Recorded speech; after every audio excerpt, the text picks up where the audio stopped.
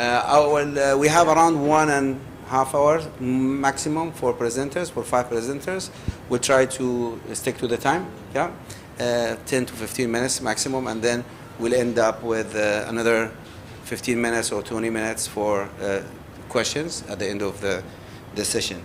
For all those who wants to know who are the presenters, the details of the presenters you have on the leaflet, but I will go through a brief introduction to each one, and I will pick some of the questions. You can ask us questions at a later stage when we come to the question and answer session. I will start with Mr. Greg.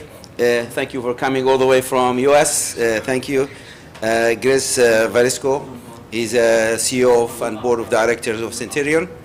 Mr. Varisco is a Senior Management Executive and has provided professional services to the telecom and energy industries for more than 30 years.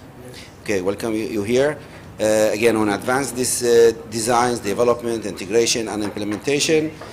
He led the development of several domestic and international business initiatives in various business company environments, including startups, public, private organization, Fortune 100 organizations, and also he took a lot of other positions and responsibilities, such as a director, president, CTO, CUA, and CEO. Welcome you here, and please go ahead with your presentation. I will take the questions later stage. Thank you. Okay, well, thank you for having me, and appreciate GCI sponsoring and hosting the event, giving us this opportunity to be a part of this.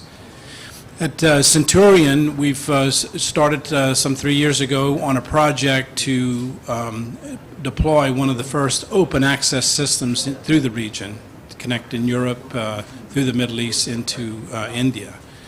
And as such, we put together a group of companies that are working together, that are doing the subsea engineering, because the system consists of subsea sections across the Med from Europe, and then terrestrial sections across the Arabian Peninsula, and then interconnecting to subsea systems that go into Mumbai. And so we have DRG, a lot of people that are involved in subsea cables are familiar with them, doing our engineering and project management on that side. And we've gotten local knowledge with BTC Networks in Saudi Arabia that's done all of our path engineering and work that we have with the outside plant, even though it's a bit of a different type of terrestrial system, because it's part of an integrated subsea network. So it's not your typical terrestrial that we have crossing the Arabian Peninsula. And so we're very excited about this project, and glad to be a part of today's session. Excellent. We have a couple of questions. I think that's only to answer. If you take us through the presentation, if you need to highlight those the challenges that the whole technology is overcome. Take us through those ones, please. Yeah. Okay. Here as well, yeah. There we go.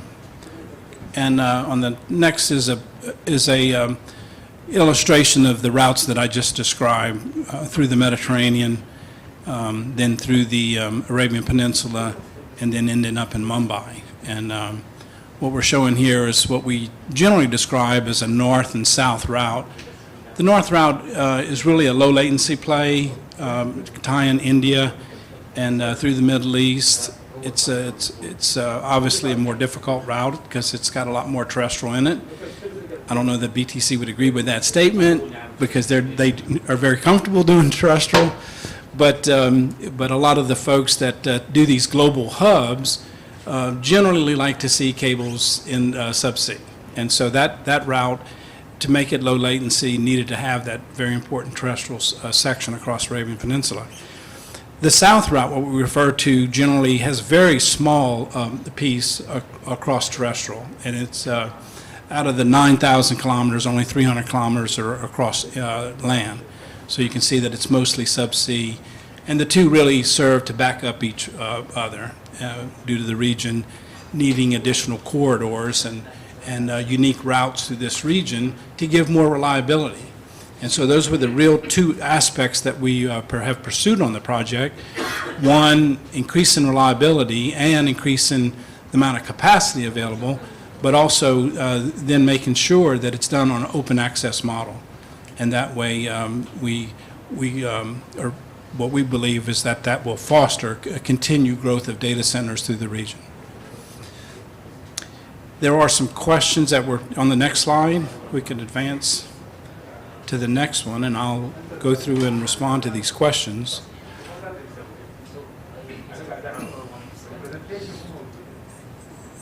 Let's see, can we...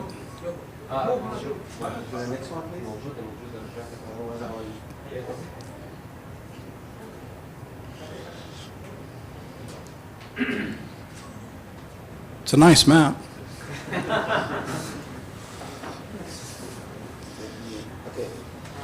There we go. Yeah. So in responding to this question, I really felt that it was aimed at what is the infrastructure in this region, the MENA region, what needs to happen to it really to foster additional investment, and what policies need to be put in both by the ministries and the regulators to the region to support this new infrastructure and the type of financing that it takes in being public and private partnerships to be able to fund this type of infrastructure for everybody's benefit. So when we break that apart and look at it, this type of infrastructure, you really do look at it as a 25-year project. And so you have a real responsibility in putting in this amount of capacity to make sure that the right-of-ways are secure, people don't have access to it, and therefore the reliability is hard. Your outside plant contractors, the way they put it in is done to the highest standards. And then you want to make sure that the actual optical system that it supports the latest transmission technologies. And this is important for various reasons. This system offers a unique capability that we can light from Mumbai to Europe without having any regeneration, optical regeneration in the system. And so what that allows, and that's kind of the extreme, but you can do it from any country along this system too. And what that allows is for a lot more advanced encryption technologies. Optical encryption is what it supports. And so that's an advancement over having to worry about optical, electrical, optical regeneration that most systems through the region have to have. And so that's an advancement as data sovereignty is a big issue, and people want to make sure that the data is protected. And so the way to do that is through these optical encryption technologies. And so being able to support the type of investment that it takes to put in these systems, you really do need to have a different type of a financial model. It's all about utilization and getting people to come in and buy fiber pairs. And so our business model supports that. We sell that fiber pairs to our customers. We don't compete with our carriers. Just like Engineer Ahmed mentioned, same type of situation that this project is built on, the same basis that we support carriers' business. We don't light, and therefore we never compete with our customers in providing end-to-end services. And but it's very important that this type of reliable digital infrastructure is in place to be able to support these the opportunities that we expect the region to grow from. Actually, I have a couple of questions that come as we speak here, but I don't know, shall I leave it at the end? Is it better? So maybe some others they have, I leave the floor for the rest. So let's go to the next. I have some question, and then I come back to the same slides later on if there's no other questions. Yeah? Oh, okay. Yeah. So you two, yeah, this is just an illustration of the global, the nodes that make up the global network. And so what we're showing are the MENA or EMA data centers that are connecting to subsea cables that go from across the Atlantic and the Indian Ocean and across the Pacific. And while we're showing on this diagram, it's just an illustration, the point is it needs diversity. And it's only through diversity that you're able to achieve the reliability that the industry's come to count on, that we've all come to count on. And so diversity is a key requirement in the infrastructure that is put in. So no one system can handle it. No matter how good of a job you do, you have to have diversity. And that diversity needs to come across the facilities, across the route. It needs to be diversity across the whole system so that the industry will have the type of reliability that we've all come to depend upon. And that's all this illustration's pointing out. Excuse me. And so we try to build those types of requirements into the system and what's been designed. As I mentioned, as an open access to us, that means that our customers are able to use whatever lighting equipment that they prefer to use. That's already a part of their network. So we're not demanding that they use a different type of lighting system. Our system integrates and supports their existing network that they already have by being flexible and support different lighting vendors on the system. We do that by the type of glass that we use, able to support higher bit rates per fiber pair, and be able to support that end-to-end lighting that I refer to without needing regeneration. And so how we've chose to accomplish this is that the 10 countries the system runs through, we partner with existing companies in each of the 10 countries. And these licensed partners, we transfer the ownership to them. We hold the IRU rights for the use of those fiber pairs. That's what we sell to our customers. But we work with existing companies that know all the ministries and the regulators to make sure that we abide by all those requirements for each of the 10 countries that we work in. And so that's the business model for that.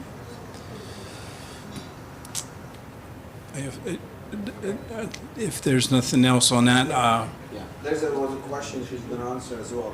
The challenges that is for low terrestrial cables. Yeah, although I'm not a technical person, but can you answer that?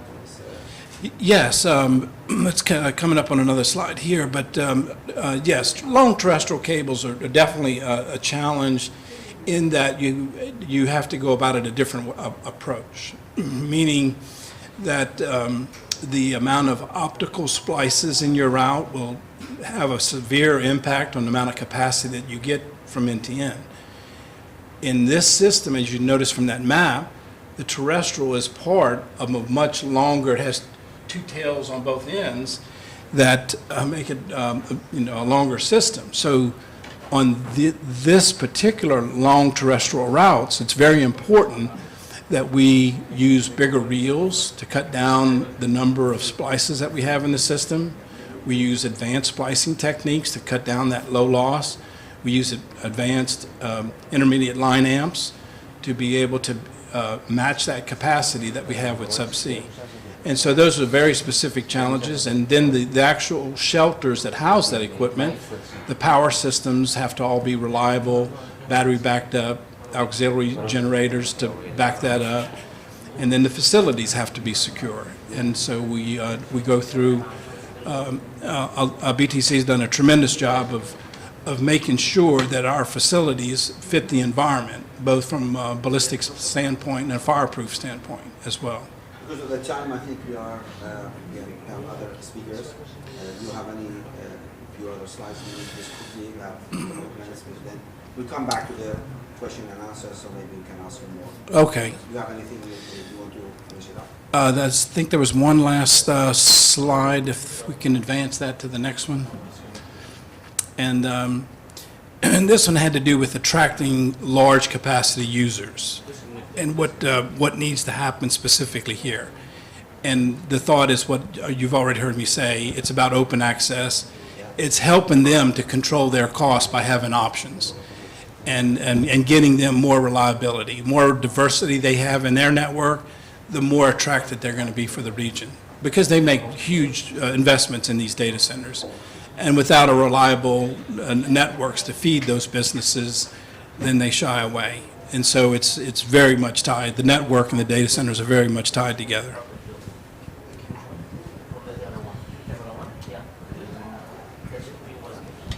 Quick question for him before we go to the next speaker? Your connector is good. To try one? If not, then thank you very much, Greg. Thank you. I think we go to the second speaker from Bahrain. Online Veer. He's online with us. Can you? He's online. Can we see him or not?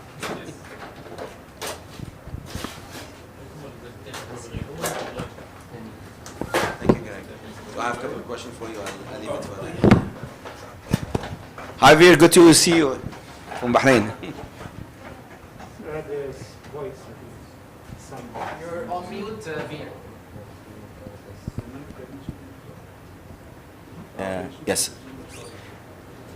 Can you hear us, Veer?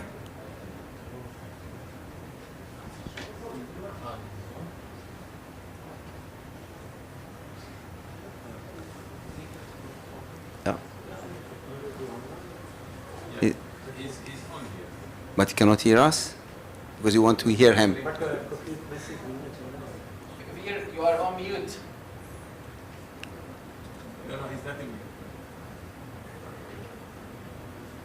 This is your screen. Or somebody has to talk to him because we want to hear him. If he hears us, we cannot hear him, then the problem.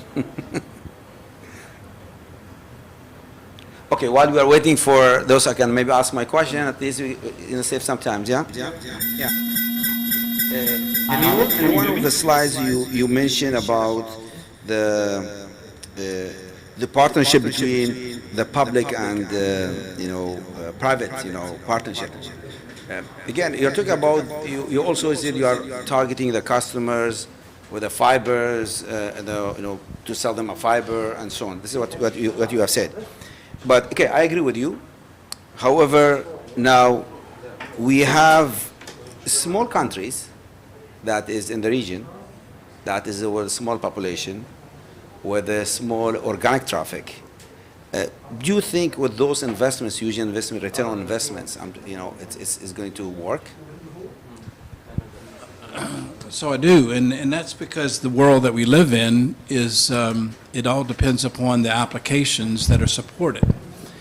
And so if a particular application could be supported in Bahrain, it could be that application is feeding people all over the world, or especially for the region. And so it generates traffic. That particular application will generate traffic. So if you look at that type of model, it's very use case sensitive. Now, what can you do to encourage these type of technologies to advance? And they may pop up in Bahrain, could pop up in any place. What they don't have to be is where they're all located today. And so, but your question, sorry, I interrupt you here. You talk about in order to finance such projects, you require private and public funding, public partnership. yes. So that's why if there is no public, then if you depend on the private, then you have a challenge. Well, it's, Otherwise, yeah. yeah, so it has to work together. So the public has to know there's a private use. And that's what I was describing as the private companies that need to support the technology. And then the public can support those industries to develop industry in their country. And so that's the public-private relationship, is that the government really does want to foster these types of technology development in their country. And so there is a bit of, one can't go without the other. Yes. Okay, I got it. Thank you. Is it with us now? Veer? Hi, Adil. Can you hear me? If not, then we should go to the second, maybe Rafiq. Yeah? Rafiq, yeah, and then we can enter this. Okay. Rafiq, Okay.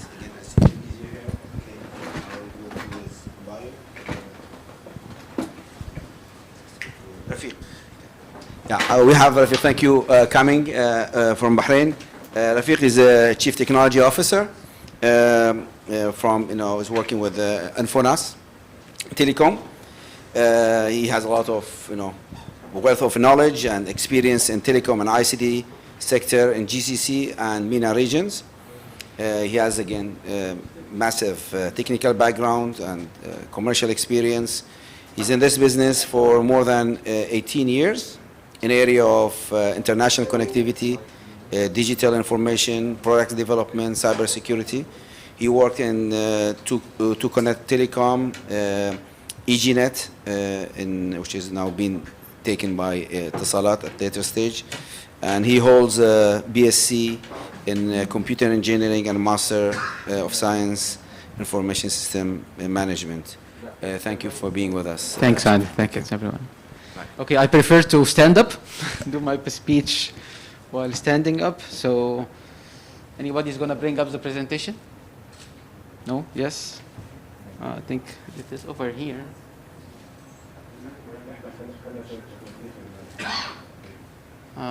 We need the presentation.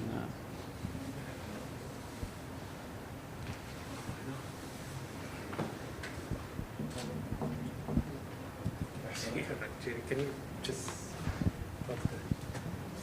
لا محتاجين البرزنتيشن. We're just waiting for Ala.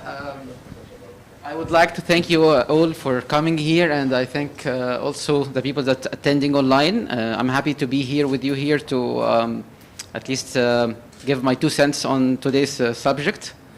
Until the presentation is up, I'll try to make you focused in the presentation. I have 3 points that I'm going to address. Okay, this is me. Okay. So the presentation includes 3 main points. First of all, I'm going to talk about Infonas, my company. That's for sure. Second point, I'm talking about hyperscalers, specifically cloud, their business model and their impact on the connectivity requirement in the region. Third point, I'm going to talk about the investments, challenges, and opportunities in the MENA region. So hopefully these are the 3 points, 15 slides. I'm not sure if I'm going to make it in 10 minutes or not, but let's see. So first of all, about Infonas. Infonas is a telecom company based in Bahrain serving the GCC region and having footprints in all the GCC countries, mainly in the fiber cables in Bahrain, and we have POPs all over Europe with virtual POPs scattered in Far East, Africa, and the US. We have connectivity. We're connecting the GCC to Europe over different submarine cables, but these are based on capacity. So, so this is it when it comes to regional and international POPs. Second slide, please. Next one. So here we're focusing on our GCC cable system. Infonas in 2016, we decided to invest in a cable system to connect the GCC countries, utilizing the fiber that is available from GCC, thanks to GCCIA. And this cable is connecting Kuwait, Saudi, Bahrain, Qatar, UAE, and connected to famous and important data centers in the region like Smart Hub and Data MENA.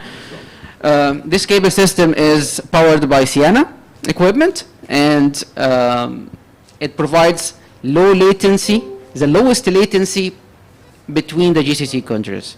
So from Bahrain to Saudi, 1 millisecond. From Bahrain to UAE, 4.5 millisecond. From Bahrain to Qatar, 4 millisecond. Bahrain to Kuwait, 6 millisecond. And it provides, of course, diversity when it comes to connectivity between countries, diversity in addition to, of course, the submarine cables. And I think this is the only route, the terrestrial route available between the GCC. It supports tiers of traffic and the latest technologies, OT and DWDM, and all these. So, okay. Can you do F5? Make it full screen, please. Yes, sure. No, the previous one? No, the previous one, Ala. Okay, thank you. So, still on the first topic, which is Infonas, and this is the last slide. So, every entity is transforming, especially the telecoms, and Infonas is not an exception. 3.5 years back, we decided to invest in digital transformation. We wanted to position Infonas as a digital transformation enabler. And that required Infonas to invest in two main points. First, the in-house resources. Second, the partnerships with the technology providers. We done a lot of effort in these regards. We have now a dedicated team working only focusing on digital transformation and next generation services, a big team of 15 resources in-house. And in addition, we have achieved a lot of partnership with most famous and world-class technology providers. This is coming in the next slide. January 2022, this month, we're launching our rebranding to represent and reflect the changes in the mindset that Infonas had. And can you go on, Ala? So Infonas, that is our old logo, and here is our new logo. This is what we are launching this month. And our old logo says where communication begins, and because we used to focus only on connectivity. The new logo says your partner in tech, and this is just reflecting what we have been doing in the last 3.5 years to 4 years. Okay, next slide. I think there is a missing slide, but maybe we'll find it somewhere. Okay, wait, okay, type. Cloud adoption. The second point in my presentation is about cloud and hyperscalers. Cloud is all about scalability. Their business model, as they came with scalability and lower cost. But we all have gone through different stages, and I think everybody, every company went through these stages. We were cloud adverse in the beginning. We didn't want to put our data on the cloud, our application on the cloud. We were not sure about the security of the cloud, and we were adverse. Then we moved to the cloud adopted. Then, okay, it is working, it has benefits, so let's put some data, not the important data, not the important application, but let's try to how to adapt with the cloud. Then we all moved, maybe not all, but many of us moved to the cloud first concept, that we prefer cloud as a first option, okay? And this is where we see most of even governments in the GCC, cloud first. Sometime in the near future, everybody will shift from the cloud first to the cloud only stage. This is happening sooner or later. It's bound to happen, definitely. I think in the Bahrain, can you move one? Yeah. So when it comes to the Bahraini government, the e-government is adopted this stage right now, cloud first, especially for Amazon. And that's why we see Amazon region in Bahrain, they built 3 data centers to support the Bahraini vision, and the government, each government entity in Bahrain is going into Amazon cloud. But somewhere we will going to end up here in the cloud only stage, which will require, this is going to require, if you imagine all our traffic going to the cloud, that means more connectivity requirement. So next slide shows the MENA region. I'm part of Africa. We have around, don't quote me on these numbers, 39 submarine cables touching the MENA region. Okay? 21 touching Oman, 14 touching Saudi Arabia. But when it comes to the GCC and the connectivity between the GCC countries, if we look into this, we will find 4 to 5 cables only. One of them is very old, doesn't support the high-speed traffic. One of them, the other one is having some issues between the partners. You cannot really access this cable system from certain countries. And the other remaining 2, it's very difficult to reach them because of the high cost. So basically that indicates an investment opportunity in the GCC to connect the GCC countries together and to connect the GCC area to the Far East, to Africa, and to Europe. Next slide. So the only, as I said, the only terrestrial submarine, terrestrial cable system available right now is over GCC-IA route, and this is the only diversity when it comes to, of course, there are interconnects between the providers on NI level, but not as a cable system, and this is limited to capacity provisioning. So if we move forward, this is the current existence of or presence of cloud service provider in the region. We have Amazon in Bahrain, we have Microsoft in UAE, we have Oracle in Saudi and UAE, and AWS announced that they're coming in UAE, and Qatar, Google announced that they're going in Qatar and Saudi Arabia. This is how the cloud service providers are serving the region. In order to serve customers, for example, from Oman or Saudi Arabia to AWS, you need connectivity. So the infrastructure is very important for cloud providers and hyperscalers. And this is, okay, if we go back, can we go back to the previous one? Right, okay. So this is the existing and the near future plan as per the announcement for the major CSPs, okay? Of course, connectivity is very important in order for the customers to reach the cloud service provider region wherever they are. But diversity is an issue. Diversity is one of the requirements for CSPs, and of course, definitely within GCC, it's an issue.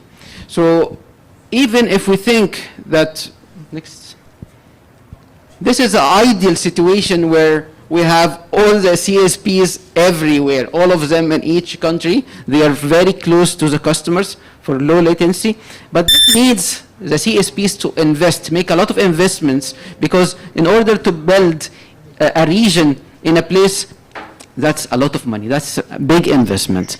So this is an ideal situation. We are not, I'm just asking, would it be possible to reach this stage at some point of time? But even if we reach this stage, these regions needs to be connected to each other. So for resiliency, for high availability, this is how it works with cloud service providers. So whether we have this state or the current state, connectivity is required in order for CSPs to provide service to their customers. Okay, thanks. Next. Okay, regional telecom and ICT hubs. I am sure everyone heard each government in the GCC announcing them or positioning them as ICT and telecom hub in the region. I have heard that, of course, in Bahrain from the Qatari TRA regulator, Dubai, Saudi Arabia, Oman. Every country is positioning itself as an ICT hub and telecom hub in the region. Of course, this is very great idea. But I have a question. Can these visions be coordinated between the authorities? Not to make individual country as a telecom or ICT hub, to make the region, the GCC, as a global hub for CSPs. I think by achieving this, automatically the individual visions will be achieved. And how to achieve this is coming, I think we will leave it to the panel discussion. Of course, I have some ideas, but of course, to brainstorm together, this is a better idea. Can we move? Can we do next? Do I have time? I have another few slides if I have time. You have 3 more minutes? Okay, so in these three more minutes, if you go to the next slide,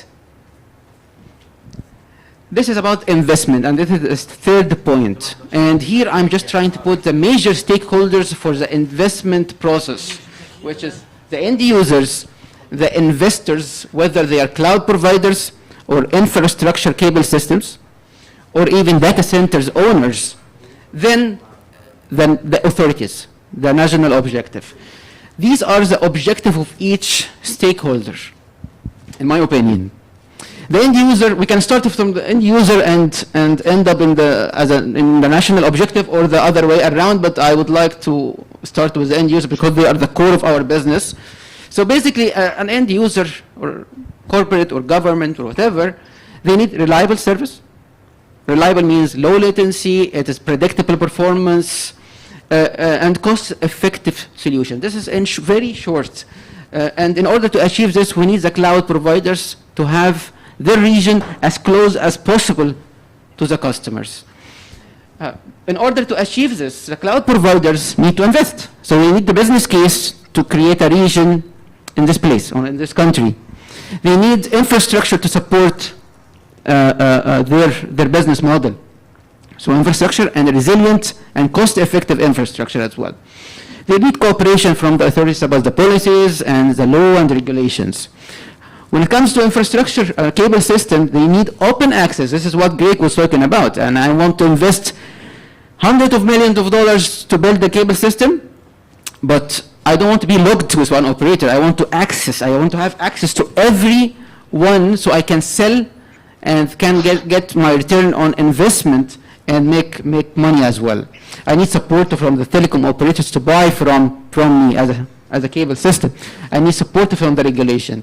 And when it comes to the national objective, the authority, I need, of course, this is the objective of any country. I want to be the telecom and ICT hub. I want the company to be very well connected, resilient. We don't want to see like one cable system is down or there is a cable cut here and there is no internet or 50% of the internet is gone. So the country needs to be very well connected, and they need to see investment. They need to employ more people and see investment to reflect on their digital economy. I think last slide, the challenges. The challenge for the investors, basically, the cloud providers, of course, again, they need the return on investment. They need high connectivity, and this is one of course, the challenges that the CSPs are facing in our region. The last mile cost is crazy compared to Europe and the US. Of course, they have, limited resiliency options, as I said, and data sovereignty regulations needs to be discussed with these. Infrastructure, again, return on investment. They are facing issues of high cross-connect cost on the cable systems. We have examples here, sitting here. Logged in with one provider, and the high last mile prices. The last, I think, sorry, this is not the last. The last one has some recommendation. I would rather leave it to the panel discussion. Thank you very much.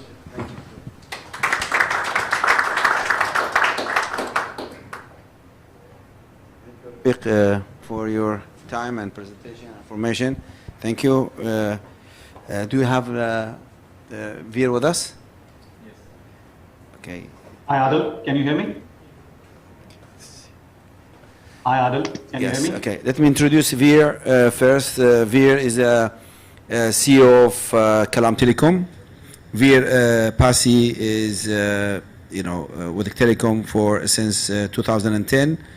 And it's a subsidiary company, Tawasul, since 2018, having over 20 years experience in global telecommunication industry.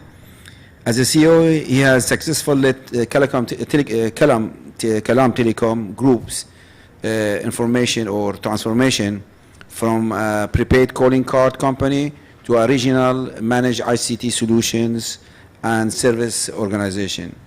During his time, again, Kalam has grown double digits in revenue and profitability. Veer has extensive experience in merger and acquisition and has led this acquisition for Kalam Telecom Group during the last 4 years. And also prior Kalam, Veer worked with KPMG Dubai for 3 years. Also, he worked in other areas, includes 5 years experience in some of the largest GSM and CDMA operators in India, includes Bharti, Airtel, and Reliance Communication Company. Welcome, Veer, online with us, and looking forward to hear from you the challenges and what's happening in global communication networks. Floor for you, Veer, if you can hear us. Thank you, Adil. Absolutely, I can hear you, Adil. Can you hear me? Can you hear me, Adil? Veer?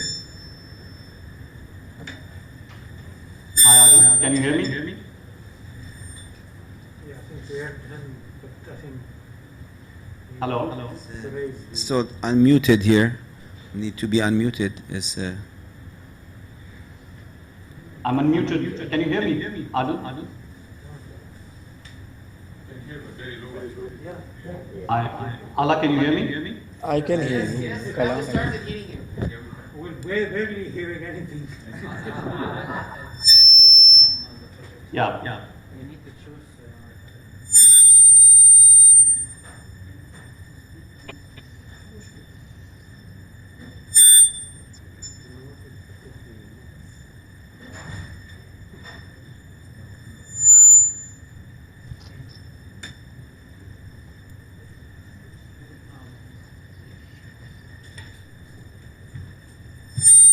Hello, Adil. Can you hear me?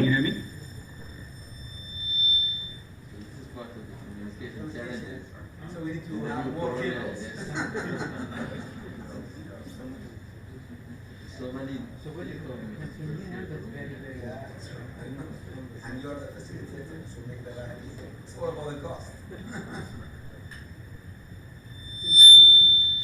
Cost efficiency. So I hope your system is going to be cost effective.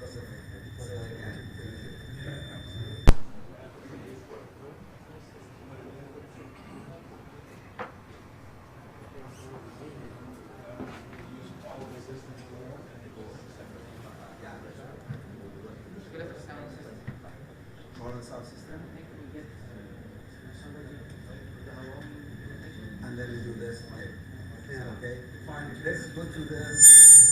Let's go to the next. Again, all the remaining are online. Anyway, I think all of them is online. So, unless you want to go the second. Yes. Hawaii is also online.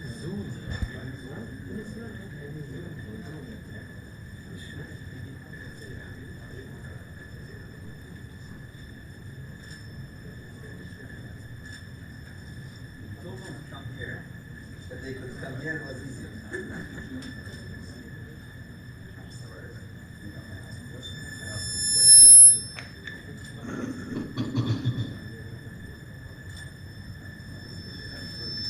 For this is sound system. Can we do the sound from the projector itself? Zain, Hawaii, and Veer. Three of them is online.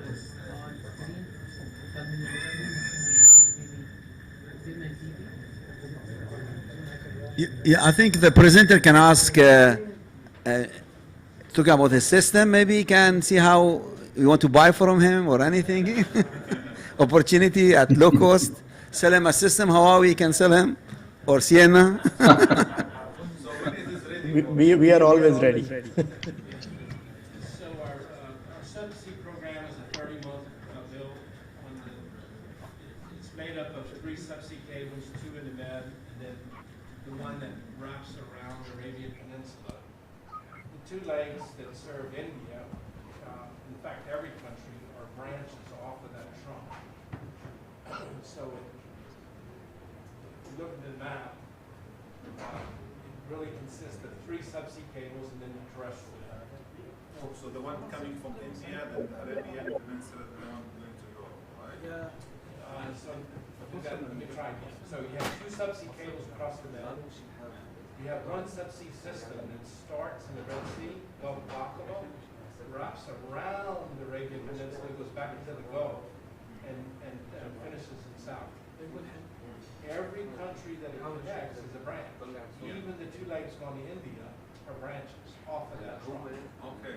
And when it is ready for sale? So a 30-month program, and we're hoping to get kicked off March, April this year.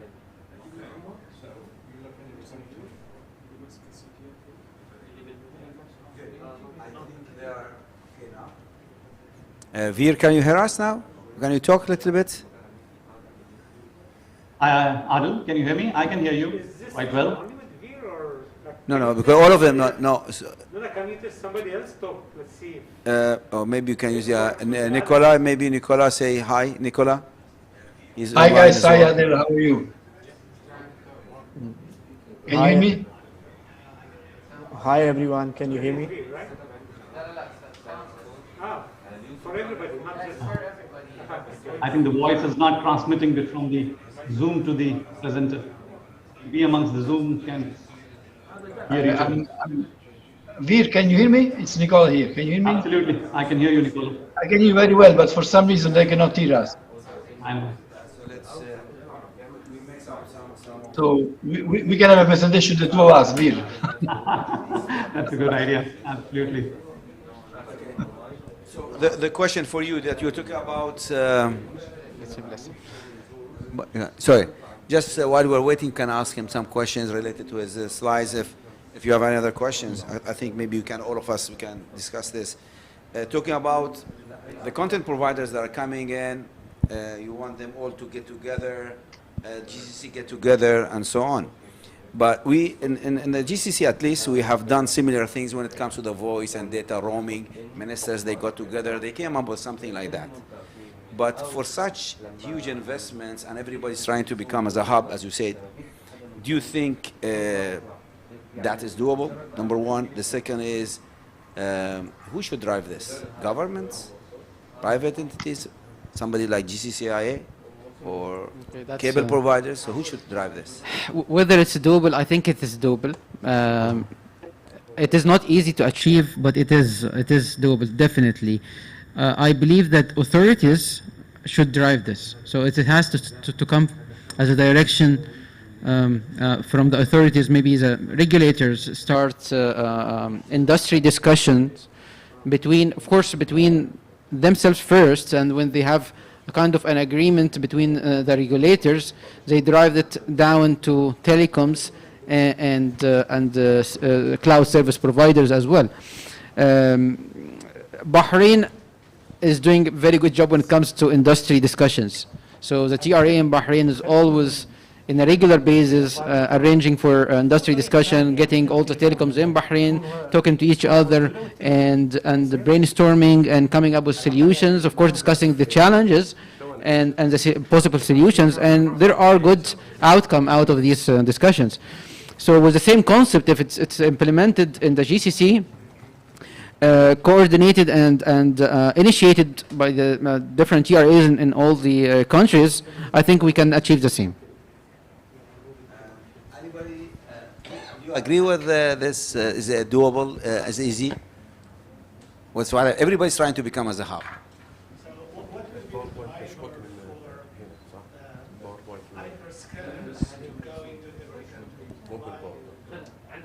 It's not necessarily they go to every country, by the way. It is not. It is for the end user's benefit to come close to the end user. Yeah.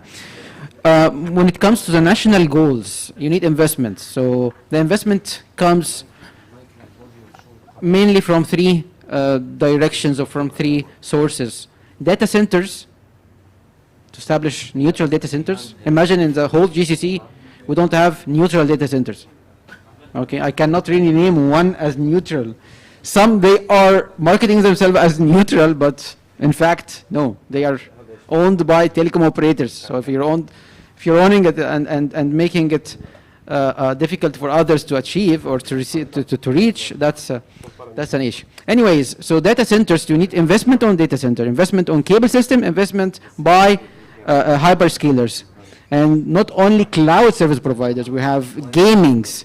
We have others, and we just named here in my presentations the main ones, but there are other cloud service providers, IBM, for example. So these are investment opportunities. So whether they come to cloud service providers, come to each country or not, even if they don't, you still have the cable system owners or providers to invest in cable system because they need connectivity. So whether they are in each country or serving other countries remotely from the neighboring country, they need connectivity, and this is investment.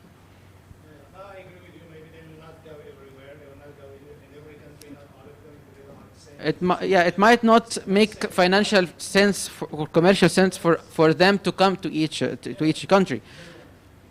I've been through this negotiation myself with the skills and know what they want. And from starts, was one of the negotiators it's more than just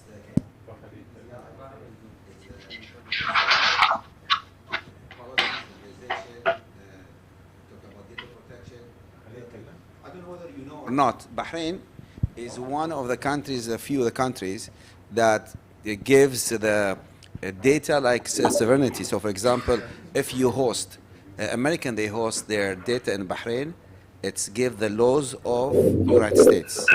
If the Chinese, they come the laws of China. So because like embassy protection. So this is again needs a lot of changes in the policies, laws, and all of that. Name it again. I'm going to talk about it maybe later on. Maybe I can say it right now. Is also about the power.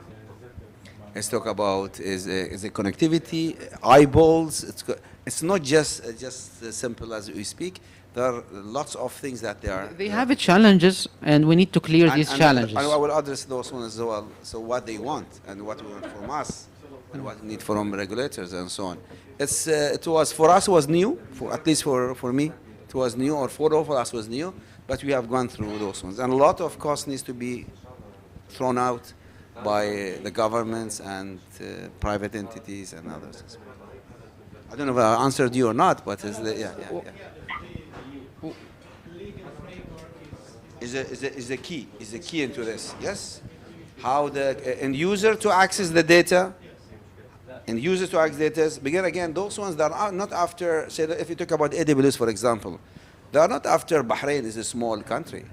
They're after the eyeballs that is in beyond Bahrain, Saudi, Iraq, Syria, name it. Okay, the Pakistan, all those. Again, as you know, in India there is AWS, and Pakistan they need those ones. They need to access it, but because of geopolitical, so they need to have alternatives. So those things, there's a lot of things behind the just to choose which country to go, and this is the countries trying to facilitate to make those easy for them, and cables, and that is also is one of those parts. Yeah. So this is what's happening. We are ready with. Okay, good, excellent. Veer, can you hear us? Hi, can you hear me? Good. Okay, good to have you finally. I talked about you. I will not talk about you. You are very well known in the region. So floor is yours. Please go ahead. Thank you. I've always been there. It takes me time to reach you, always. But thank you. Thanks GCCIA for hosting this forum. And I think it's a beginning of the year, a great time to discuss the challenges and opportunities which are available in the region with respect to infrastructure investments, and also, as rightly mentioned, there's a lot of interest going on from hyperscalers, gaming companies, content providers in the region. So I'm a great time to get into this discussion, and I'm going to pick up from everyone the brain. So thanks for all the panel as well. It's a brief presentation. I'm going to quickly talk about, introduce Kalam very briefly, talk about some of the market trends in the Middle East region, the challenges for the telecom operators and the cloud operators. While there are significant opportunities, there are challenges. Some of them have been covered by Rafiq in his previous presentation as well.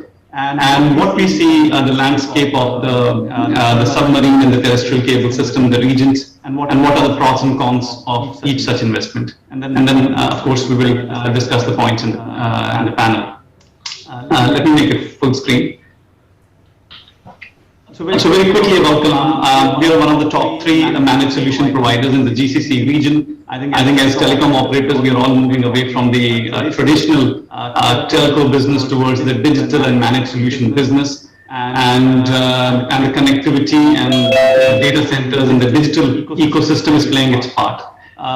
Quickly, we have been 15 years into the region, headquartered in Bahrain. We have grown organically, inorganically. As Adil mentioned, we have done 4 M&As over the last 6 years, including the latest one of Zajil Telecom in Kuwait. It makes us the only ISP in the GCC region having licensed operation in 3 GCC countries, which is Bahrain, Kuwait, and KSA.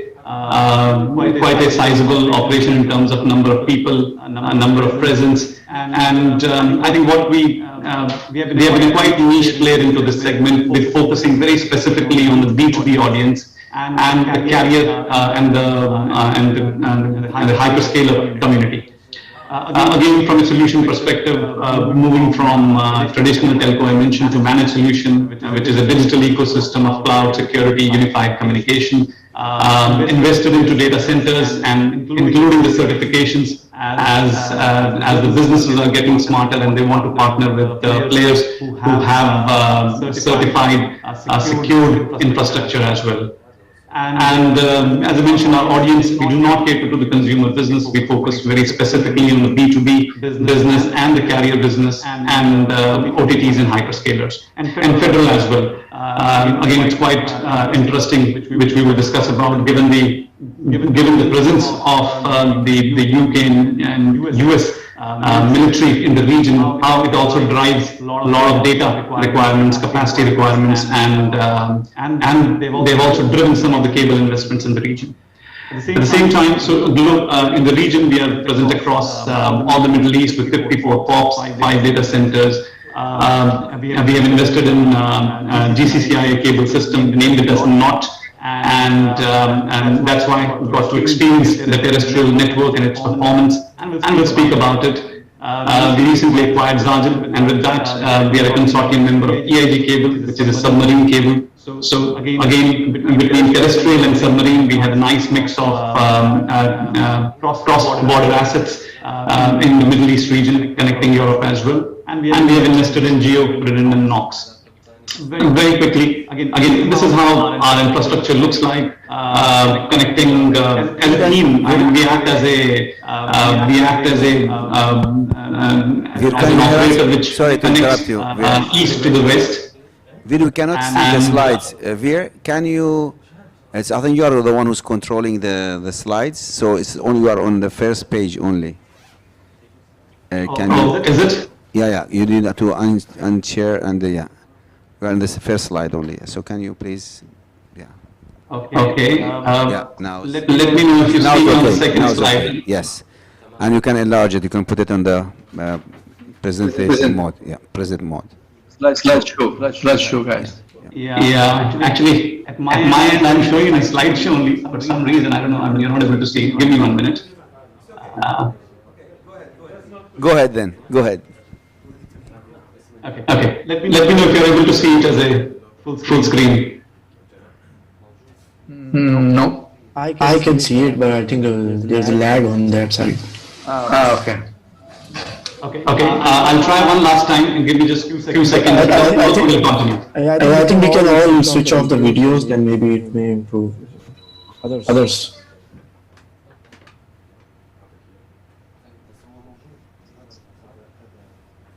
Adil, if it is viewable, I'll continue. Let me know. I mean, this is the only visual slide. Yeah, go ahead. I'll speak about. Yeah, go ahead. Yes, go. Now we are on the slide that shows your network, the red ones and gray. Yeah, slide 3. Yeah. Perfect. Great. So again, this is our network. Again, we act as an agent with connecting Middle East to the east and the west. And we have invested in both in our POPs as well as I said, cross-border assets. And our latest investment has been NOT, which you see in the circle up. Again, it's the GCCIA network connecting all GCC country. And again, in a span of a year, we have experienced the availability and the latency as highlighted by Rafiq. It's an extremely low latency network, provide an excellent alternate to the submarine cable systems in the GCC, and acts as a nice catalyst for the hyperscalers and the cloud operators to connect alternatively to the countries wherever this asset is available.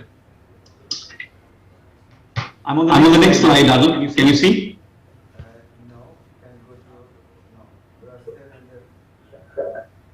We are on the third one. Yes, now it's okay. Go ahead. Okay. Yeah. So quickly, again, while I mean these are quite obvious statistics, but I'll just run through it. Again, Middle East has been a region which is a transit gateway for Europe, Asia Pac, and sits quite nicely in the middle. And hence acts as a quite a strategic location, geopolitical location when it comes to connecting the regions from Asia to Europe as well. Now, and it has been growing. Clearly, if you see on our graph, Middle East internet penetration is much higher than the rest of the world, which is 67% and growing. Again, a lot of global hyperscalers and content providers are coming to the region. Amazon has taken the lead into that, where they have moved from they're adopting in-country strategy versus having a pure edge. They started with Bahrain, they have announced UAE. I'm sure in the coming time they will go to the they will go much closer to the end customer. Tencent announced its data center in Bahrain. I'm sure during your tenure you played your part in bringing them to Bahrain as well. So clearly the traction, the evolution of these cloud operators of what they've achieved in Europe and US is they're trying to replicate here. And we'll talk about challenges as well. The public cloud market is clearly growing. At a CAGR of 25%, while not as at the same pace at what the rest of the world is, but it is growing. Gaming has been phenomenal in the Middle East. It is one of the highest or the fastest growing industry in the Middle East as compared to the rest of the region, and most likely it will reach 800 million subscribers by 2023. So a lot of traction is going on in the region. But at the same time, as it's important to know what's the challenge, because we will be discussing, along with other panelists out here, what are the challenges we, as industry players, we see them happening. So some of the statistics are here. If you see on the top side, clearly it's a nice benchmark which is used to compare the pricing globally. If you see a 10G versus a 100G pricing multiple, globally it is 4.3, meaning if a 10G is $1, typically 100G would be around $4, while in Middle East is around 7x.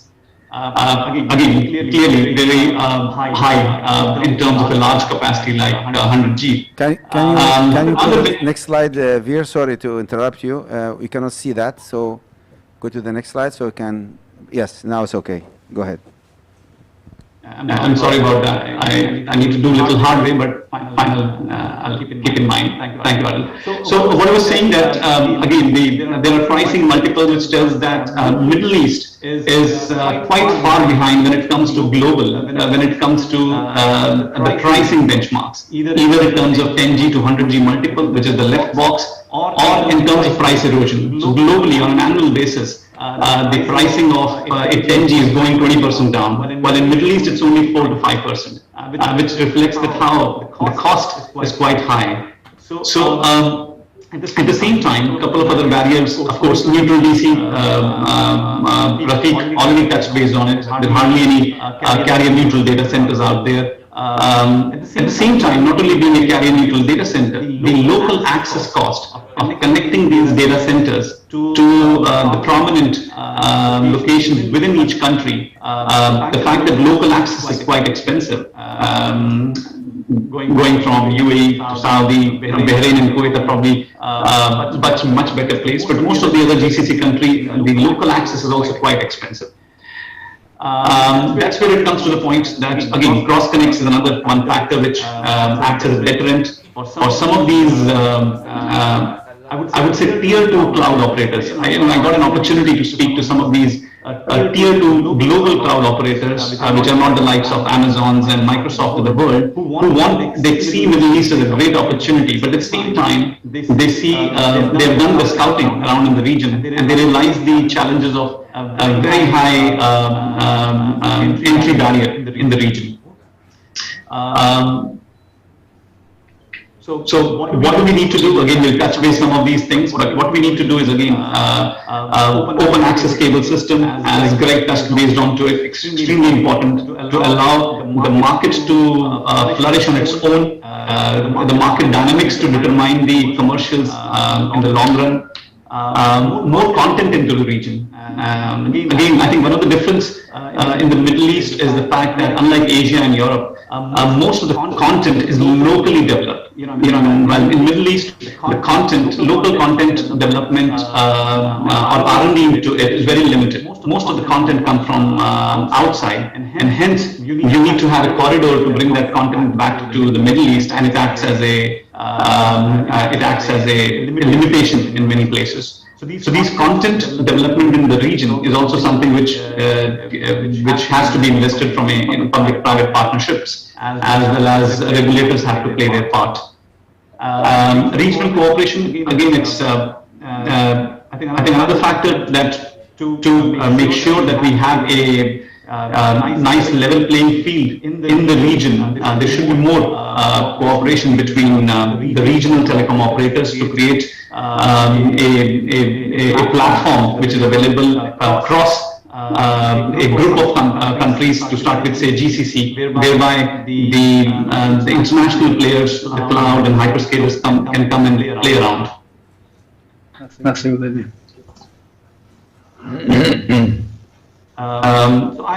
We also landscaped in terms of what are the different cable systems in the region, and how many of them are submarine and terrestrial. I mean, clearly the submarine cable is dominated in the region with 10:1. There are around 47 submarine cable systems in the GCC region, and around 5 terrestrial cable. I'm counting all the operators who is just sitting on GCCI cable as one, which is MEETS, NOT, BGN and FONAS. But if you see that, so there are around 47 submarine cable systems, and now another 14 which have been announced, which will probably come live in the next 3 or 4 years. Meaning there's a huge amount of capacity which is coming into in the Middle East region, and a large part of it is submarine. And most of the submarine will, I would say, 8 out of 10 will be following the same path, which brings to the point that how it's important to have the terrestrial cable investment is very important to diversify the path in the Middle East, which is available as an alternate to the audiences, like carriers, contents, and hyperscalers. And at the same time, I think if we have to achieve the lowest latency from Middle East to Europe, the only way has to be a terrestrial network which has to cross, in this case, Saudi, either Turkey, or by Israel, and reaching from Jordan, reaching back to Europe. And it has to be a terrestrial network. I don't think any other way we can reach Europe. We can connect Europe to Middle East in the shortest latency path. And it brings to the point that there is very little investment which has happened in that space, and that's an opportunity which is available. But at the same time, I'll use this opportunity to say kudos to GCCIA, which was the first pan-GCC terrestrial cable, and have done extremely well in creating a kind of an open access platform, and clearly visible by the fact that most of the 4 or 5 telecom operators have used them as an access network to launch their cable. It has been, I think, probably only cable which has given us a 5/9 availability. I have the last slide now, just very briefly.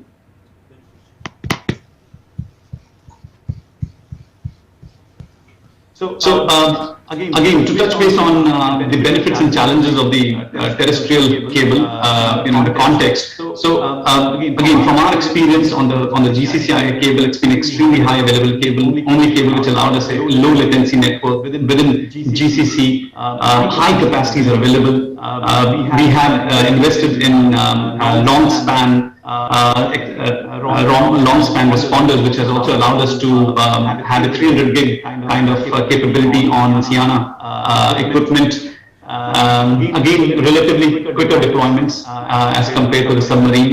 But it also brings its own challenges in terms of transit costs, which are, on a terrestrial network, the moment you cross country, you have crossed. I'm sure, Greg, you will be able to talk more about it. You have been into the region trying to make, cable live, and I'm sure you are, we're looking forward to the announcement. But the transiting different countries in the Middle East with geopolitical environment, they're always a challenge. A regulatory environment which allows us to have landing partners and the cross connects brings its own challenges.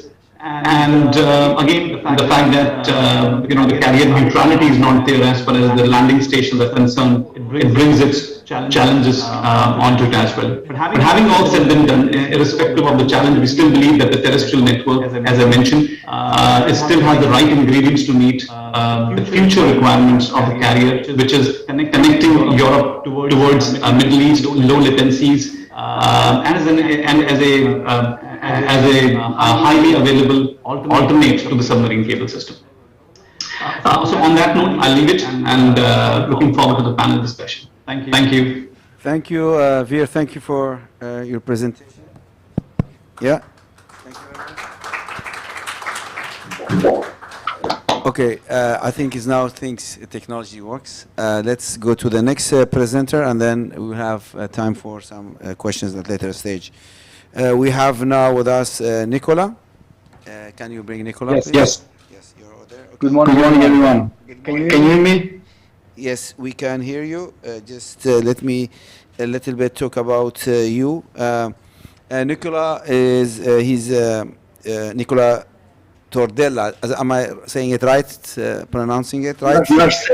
Very good pronunciation. Okay. Congratulations. So again, Nicola has 30 plus years of experience in telecom industry, with tier 1 carriers from Europe, North Africa, Southeast Asia, and Middle East. He's very well known in Middle East as well. His expertise in area of business transformation, revenue and profitability growth, strategic partnership, and so on. So again, I'm trying to minimize as much as I can. Recently, Nicola joined Zain Group Wholesale in December 2020, serving as a business advisor. Then he appointed a senior vice president wholesale and enterprise data services in August last year.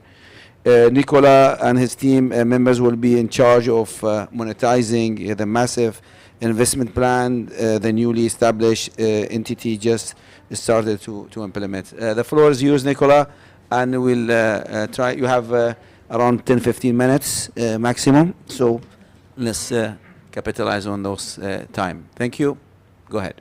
Thank you, Adel, and nice to reconnect with you after such a long time. And thank you especially to Ala and the GCI leadership that is inviting myself and Zain to this prestigious event. Thank you very much.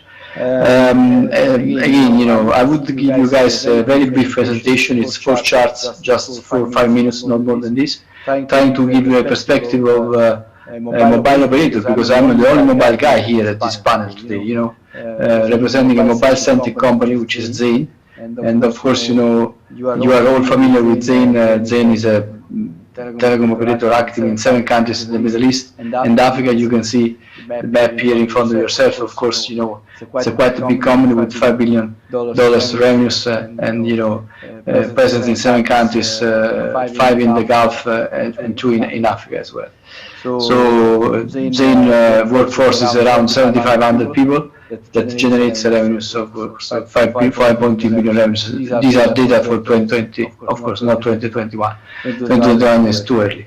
Having said that, we can move to the next chart. Yes, I mean, I've been trying to put things in context here, and I've been trying to capture the challenges that the wholesale industry has ahead of itself in the region.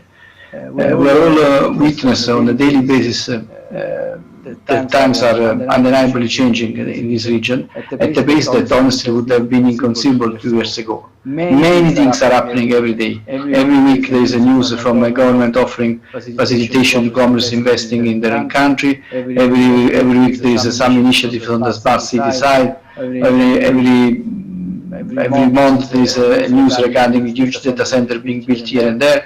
So basically, markets are getting more and more open, and of course, partly because of a genuine degree of liberalization in telecoms unquestionably determines an improvement of the economical development. partly due to the pressure of a handful bold players that are coming to the market, and I'm referring to the OTTs, I'm referring to the huge CSSP that we have been seeing portrayed in the presentation from Rafik. I mean, these guys, of course, have a tremendous power over the government, and these are powerful actors, and many of these corporations have got a GDP which is even higher than market cap which is even higher than the GDP of some developed countries. So this is having an impact on all the elements of the wholesale industry value chain, making our journey a little bit more difficult to some extent, but also more exciting. And actually, you can see in these columns the past, the present, and the future. This is what I'm seeing right now. So, in terms of the subcables, we were used to see the consortia led by carriers. Then we've been seeing in a phase, a very small, short phase, in which OTT and carriers are cooperating, which is still the case as of now. But soon enough, of course, the OTTs will go away, and they will be designing cables by themselves. Probably they will not need the carriers anymore. These are, of course, not a good news for ourselves, but I think that this could be definitely an end state given the situation as of now. I'm touching now even the point that Bear was making right now. So the fact that there is a tremendous need for terrestrial, also Rafik, to be honest, touched this point as well in his presentation. There is a tremendous need for having intelligent connectivity from a terrestrial standpoint. This is happening to some extent. GCC is a wonderful example. GCI is a wonderful example. It reminds me of the pioneer times in Europe when in the late 90s, before the 20,000, there was a pan-European rail network which was called Hermes, which was basically a fiber network deployed in 11 countries in Europe, in Western Europe, using the right-of-ways and the fiber of 11 railways corporations in Western Europe. And this was the first pan-European fiber network at that point in time. We're seeing also some difference happening, some new things happening in terms of the hubs that are characterizing the region. Usually there were a couple of hubs for each single continent. This is changing massively. We will have soon enough plenty of emerging hubs due to the fact that there is a great appetite for resiliency and diversity, of course. And even the architecture underpinning the data center is changing dramatically, because we are coming from a world whereby there was an hub-and-spoke model, while now with the content localization happening more and more, there will be definitely data center layer will be definitely supported, underpinned by distributed mesh architecture. So again, we are seeing a lot of changes of the actors we are dealing with, the changes in the fashion we conduct business. This is a good example. We are now deployed in different countries, talking from the region, and I'm personally in Rome as of now, getting back to Dubai next week. Changes in the way we design our network. Thanks to the fact that we have a tremendous quantum leap in technology that allows ourselves to deploy a number of fiber pairs in the submarine cables, which was not conceivable a few years ago. Changes in the time frame we are expecting our return on the investment. So, getting back to the presentation, please, Ala, can you get to the next chart, please, if you don't mind?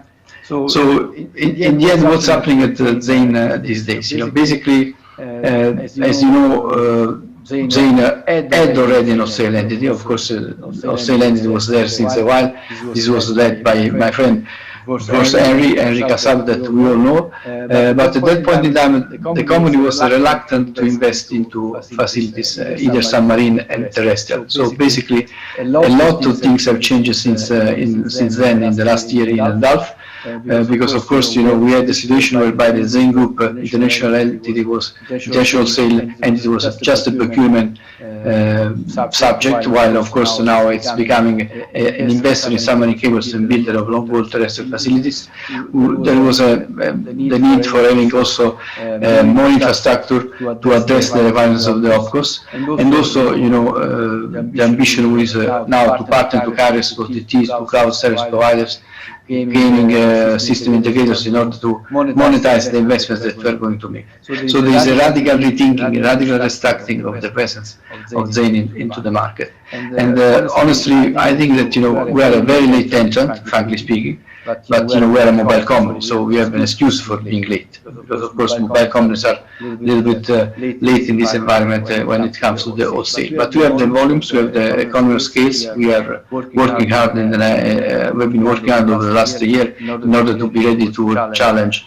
the market. And I think that we will soon enough monetize the efforts that we are making. Next chart, please, Alan.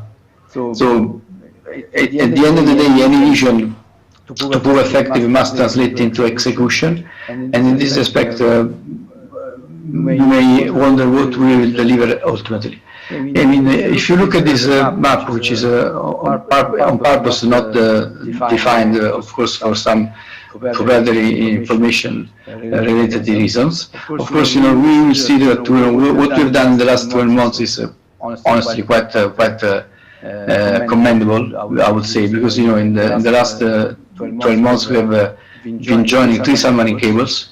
I guess you may recognize all of them, because of the description. But of course, the overall philosophy has been to combine the beauties of having a different approach to the submarine cables, different landing point in the submarine cables, with also the reliability of the long terrestrial infrastructure. So basically, we are about to invest a few $100 million in the next 5 years, between now and the next 5 years, in order to build up a tremendous and dense capillary network, fiber optic network in Saudi, because of course Saudi for us is the most important country in terms of the Zain OPCOs.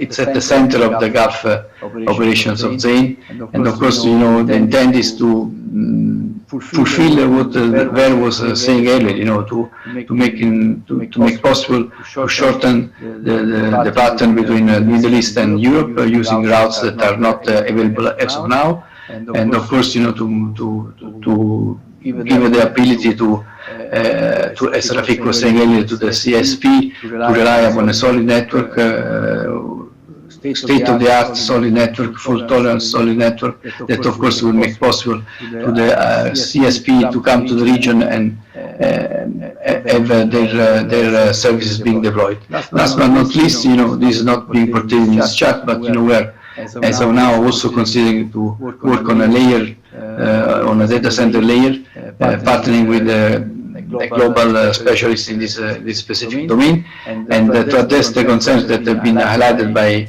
some of the speakers before myself, namely from Rafik and from Veer as well. The philosophy would be to have these data centers being accessible to everyone. They would be open access, so no more restriction in terms of access for providers that want to be there and offer their services to other customers. So I tried to be very concise. I hope that I made it in 5 minutes. Thank you. Thank you. Thank you. Thank you, Nicola. Again, without any more questions, we go to the last presenter, and then we'll have small or short session for discussion. We have Faisal Amir Malik with us as a Chief Technical Officer, Huawei Enterprise Business Group, Middle East. He has more than 22 years of experience in ICT sector, working for various organizations from satellite, broadband operators and technology vendors. He deployed and has a lot of knowledge, deployed multiple of technology domains or in multiple technical domains in like datacom, transmission networks, data centers, and name it. As a Chief Technology Officer, Faisal is responsible for the successful alignment and implementation of Huawei's Middle East business strategy and technology vision. In his 15 years at Huawei, he was been recognized as one of the top achievers in the organization. Thank you, Faisal, being with us. Floor is yours. Thank you, everyone. Assalamu alaikum, and can you hear me loud and clear? Yes, please. Yep. Okay, so should I share my slides, or you would like to go ahead on something on the site? I can see it's already there. We will do it, right? Yeah, we will. Yeah, do it here. Yeah. Okay. Okay, great. First of all, thank you very much. Thank you, GCCIA, for giving us this opportunity and the floor to express our ideas and what we think when it comes to interstate networks or inter-country networks, large transmission networks, and what are the opportunities there. And I think before me, there were some wonderful presentations who focused on the opportunities and challenges. Now, coming from technology background, a company, Huawei, we are a global player when it comes to ICT solutions, digital transformation. We are present in 170 locations around the world with 190,000 plus workforce. Even in the Middle East, we are present in almost all the countries with our own massive presence. We are working with all the telecom players, enterprise market, and other businesses, and we are also working with hyperscalers, cloud operators, government. We're part of government transformation initiatives. So what we see in industry is that globally and in the region as well, that we are, of course, there's a tremendous growth when it comes to digital economy. And since 2015, we see that there is also a massive change, that we are moving from a traditional era, or even I would say digital era, to an intelligent era, where first of all, the economy of these countries, or any country in the world or in the Middle East, is and will heavily be depending on their overall ICT investment and industry digitization.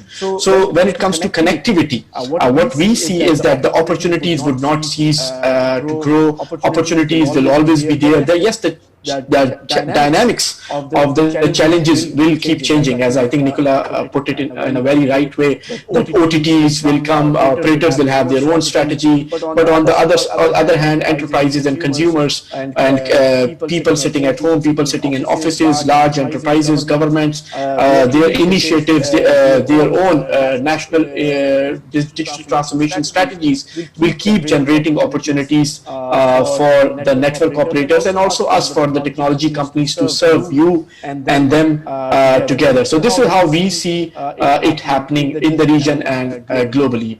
Next slide, please. Yep.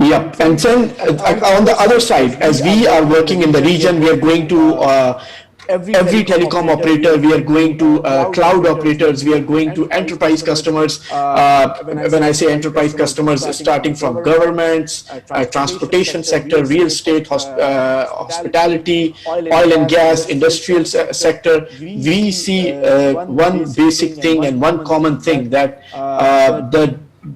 the hunger for connectivity, the requirement for connectivity and technology, the transformation, that is the prime part of their initiatives. I think even during COVID-19, we saw that organizations which were digitally transformed in the right way at the right time were able to save their businesses and go through,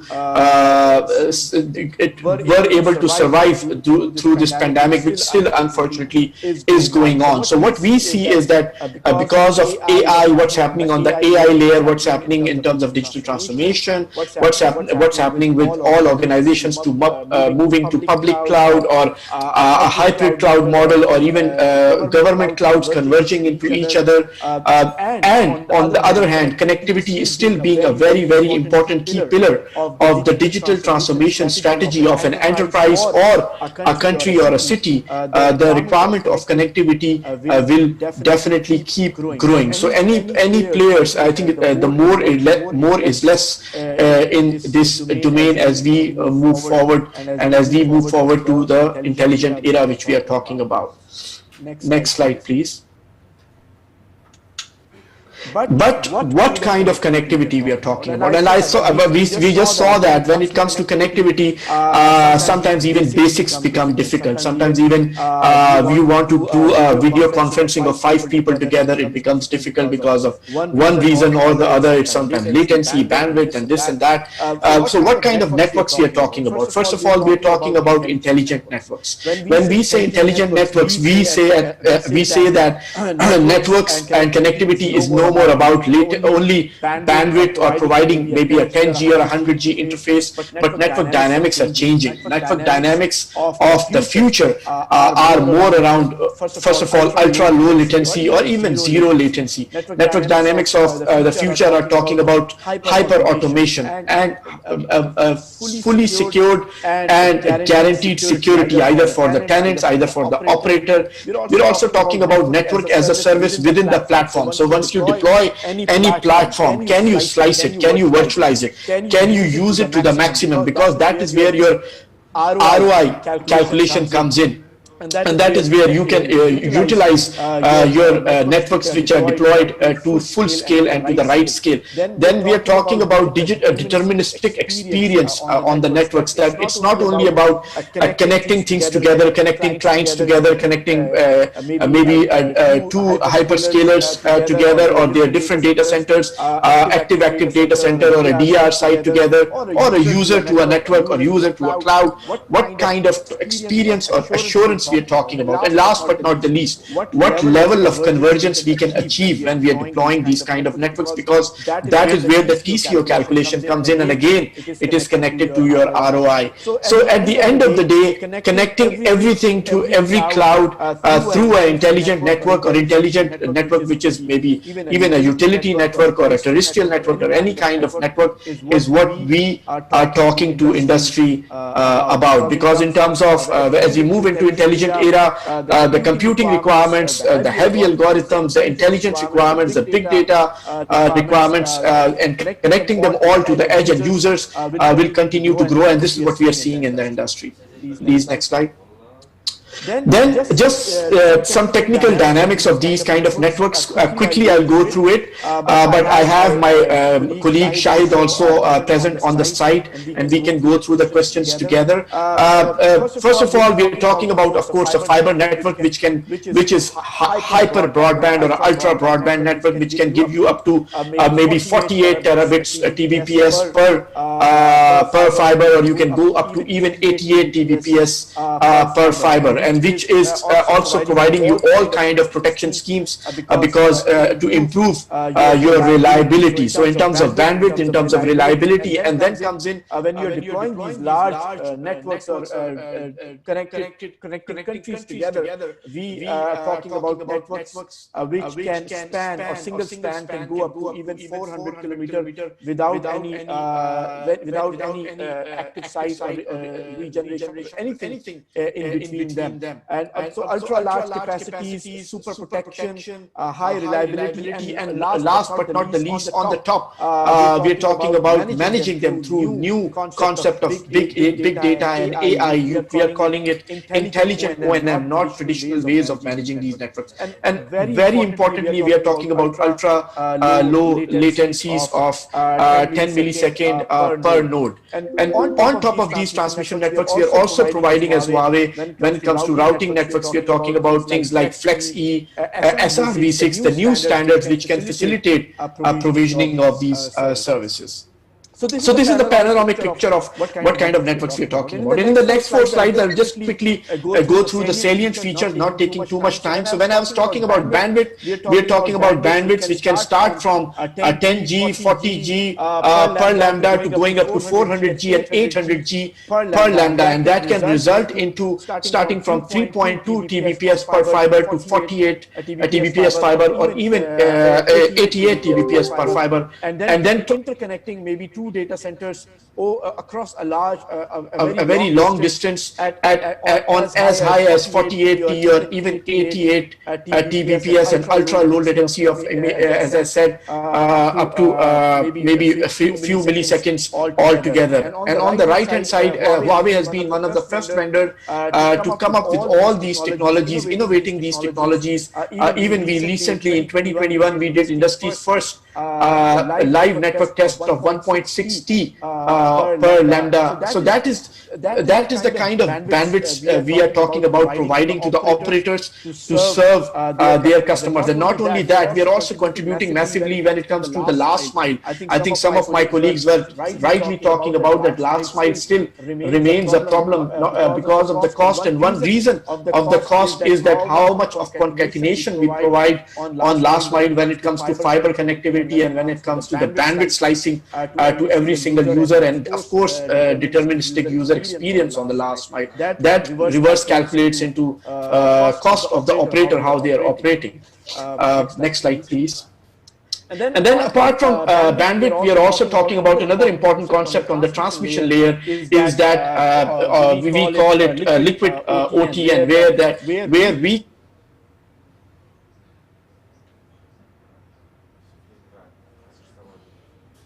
your voice, Ali, Faisal, I think the voice is gone. Can you hear me? Yes, okay, fine. It's fine now?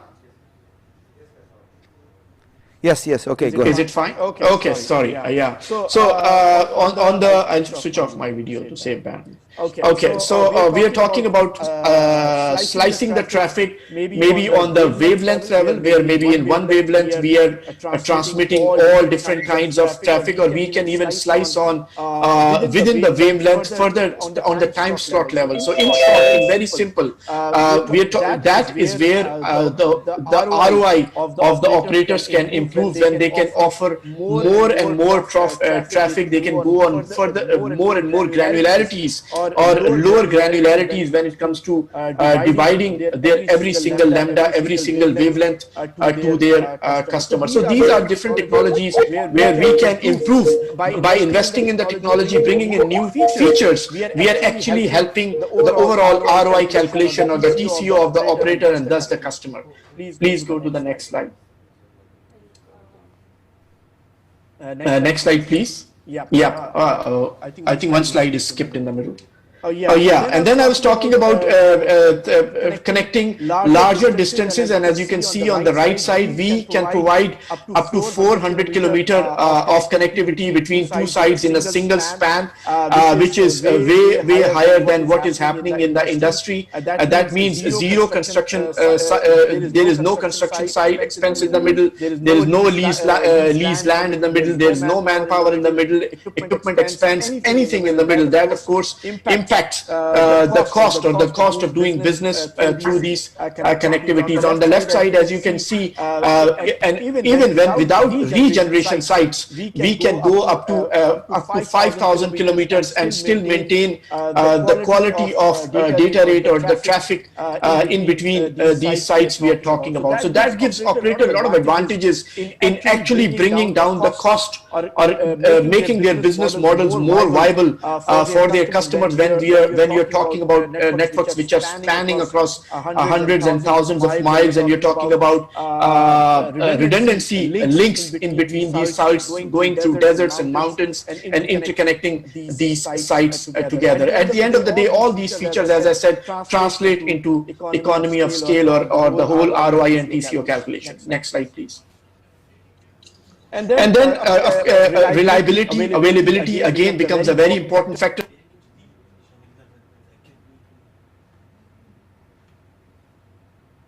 Can be losses getting increased on some links. So we provide multiple type of protection schemes where even to the last link available, your fiber network can keep switching and keep working and keep the service alive in between your sites for your customers, or between your different data centers or your own sites, between enterprises. And this switching mechanism can also be done in terms of latency, because as we see in the future, the latency, people are talking about metaverse, people are talking about VR and AR. Latency will become a very, very important subject in the coming next 3 years. When we are talking about connectivity, it will not be only bandwidth and reliability or the cost of connectivity. And even I think today, if we were there, we would be having maybe a VR session together rather than a video conferencing session together. Education sector and a lot of sectors I am going to, health sector, they are all already talking about these kind of business requirements. Even aviation and government sector are talking about, at the end of the day, these kind of end user requirements. So latency, as we at Huawei think, is one of the most important and discussed factor that will be there in the future, apart from reliability. So all these two factors have to be taken care of. Next slide, please. I'm just moving to one of my last slides. Then comes the management. Because once the network is deployed, it is offering you these all wonderful features, how to manage all these things together. So we bring in a complete suite of different management technologies coming out of our years and years of experience of being a market leader in transmission technology and overall network technology company. We offer a lot of features like Fiber Doctor to diagnose what's happening on your fiber links if there are some faults, to pinpoint where exactly they are happening, proactively letting you know where things can go wrong at your fiber network layer. And then we have Optical Doctor, which can let you know the network quality statistics, monitoring, pre-warning. And we are not doing all of these things in a traditional way based on maybe on SNMP days or a GUI based NMS days, but rather all our management platforms now are based on big data and AI technology. Why we are saying big data and AI technology? That we are making these platforms as much as AI oriented predictive platforms, which can give you forecasts, which can give you which can let you know what may go wrong in your network. And we are talking even about autonomous network management systems, that you can let this network go into a self-healing mode, be run by itself, and you can take care of your business with the minimum level of workforce. And on the service side, we are talking about the lowest granularity management on your network. And we are also talking about one-click provisioning of any kind of services to the lowest granularity level in between your sites. Because at the end of the day, the better you do these things, the faster you do these things, of course, the ease of operating this network would result in the TCO and the overall cost of running this kind of network. Last slide, please. And then at the next slide, please.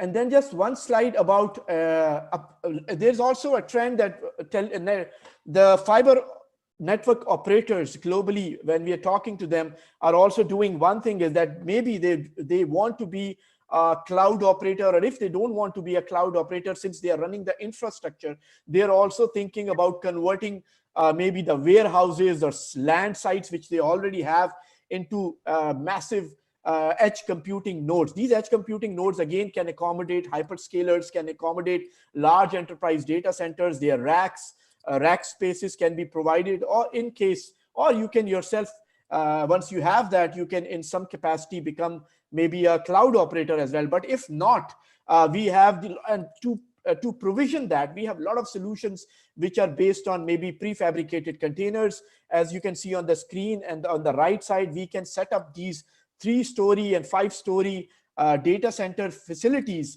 within months, and they can go up to thousands of racks. And we are doing it already in the Middle East with a lot of government players, a lot of telecom players, and we bring in a lot of global experience in setting up these kind of sites within 2 to 3 months and up to 6 months. So I think this can be a value add-on apart from the network, to offer it to the incoming customers which are coming on to this network, and it brings a lot of sense and business value to these kind of network.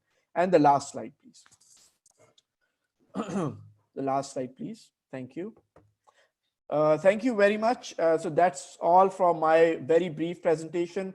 Just to let you know that from that, because as we move ahead on the business side, we look at the business scenario or challenges.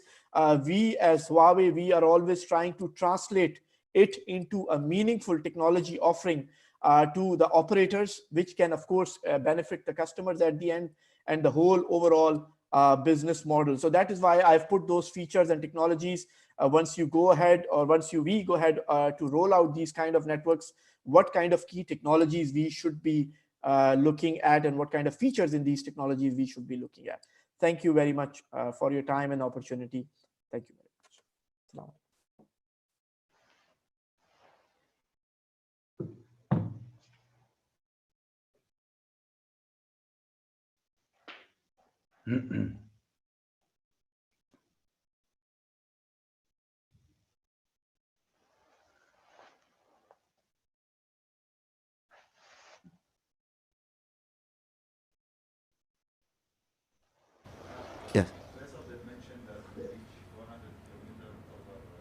400 gig. Yeah. Did you hear Faisal? Shahid is on the side to answer as well. He is our transmission expert for the region. So Shahid, if you can be more clear in answering this, thank you.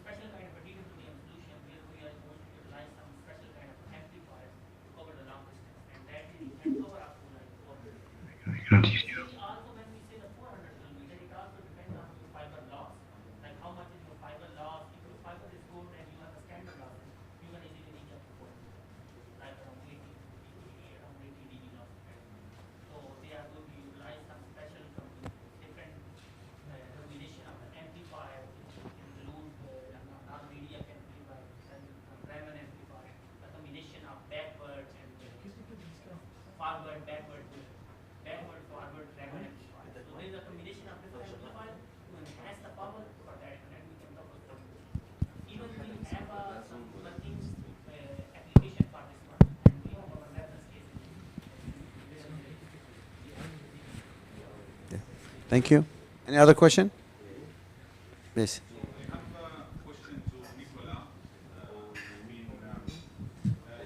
I'm sorry.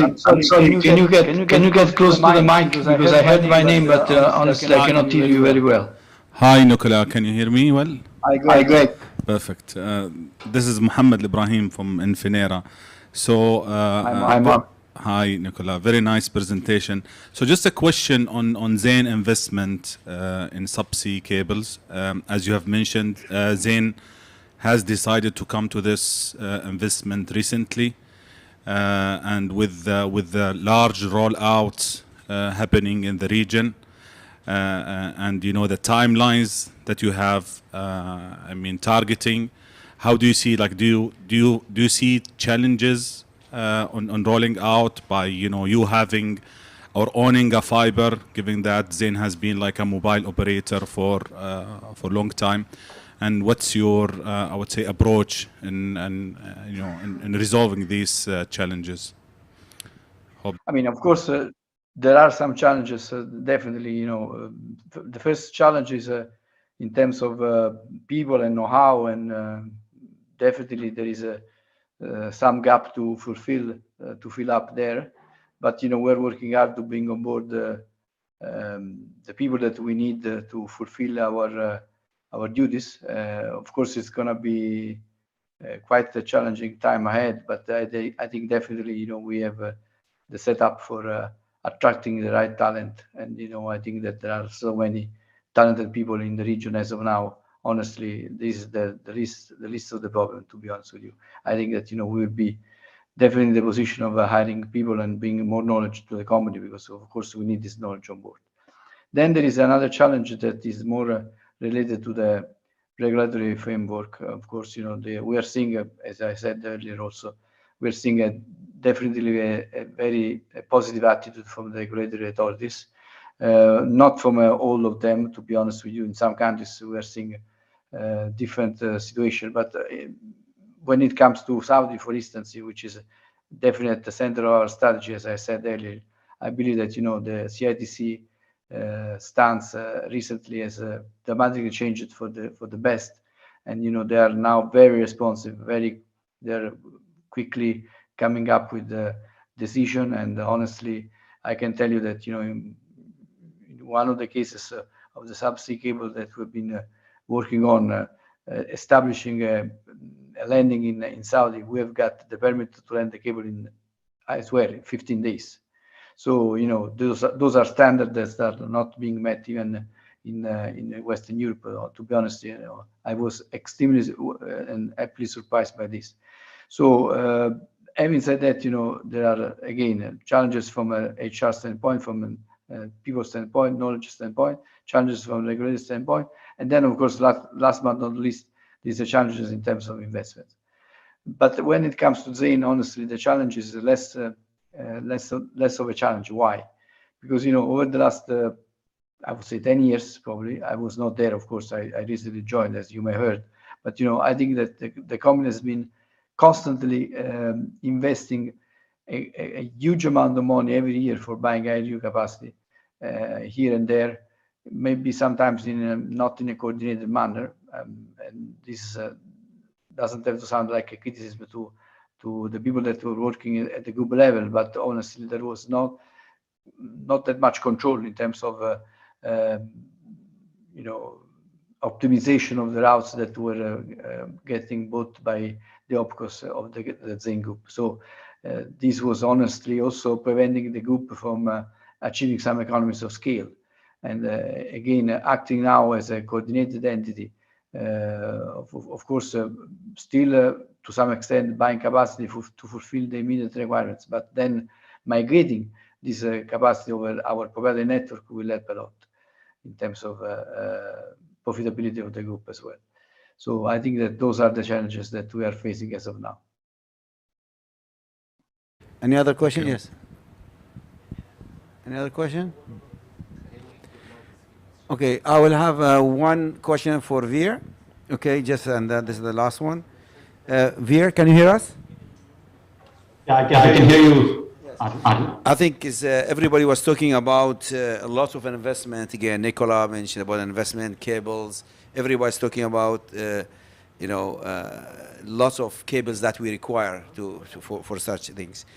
But again, at the same time, we have content providers and hyperscalers. Do you agree that letting those? What do you think of if hyperscalers invest into those cables in our region? Now they will take us out of business, or we should allow them or not? What do you think? Yeah. Good question. Look, Adil, it's already happening. You're seeing the likes of Facebook, cable coming in. You have likes of Google with Blue Raman coming in. So is it happening? It's already happening.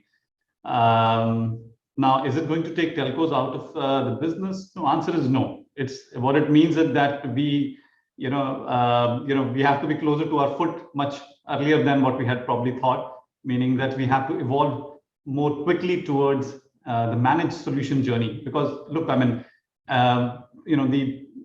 these hyperscalers were earlier focusing on content, cloud.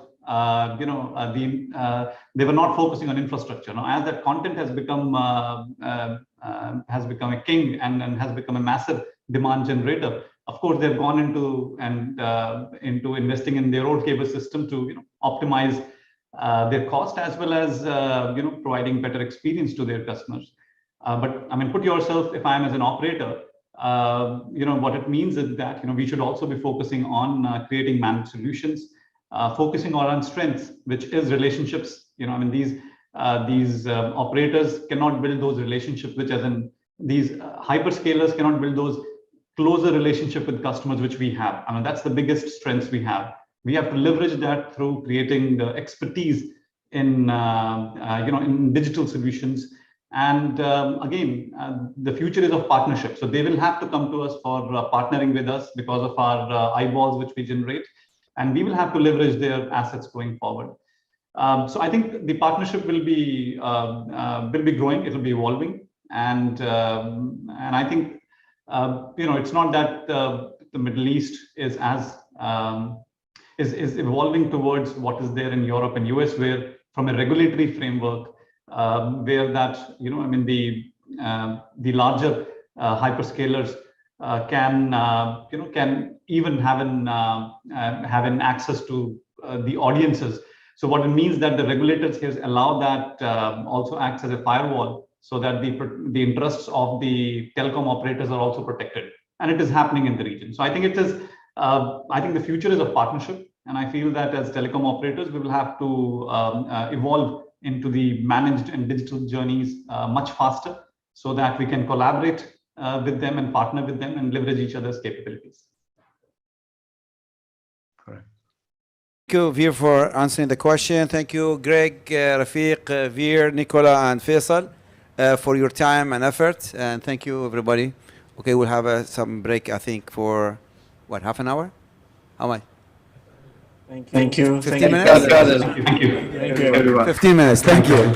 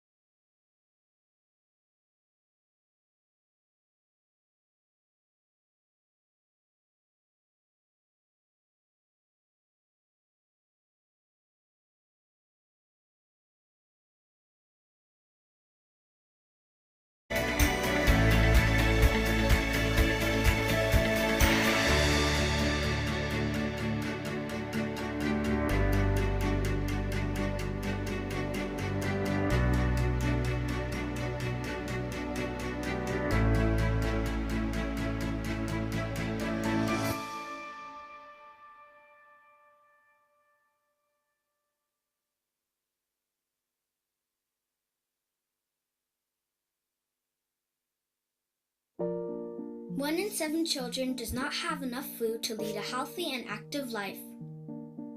But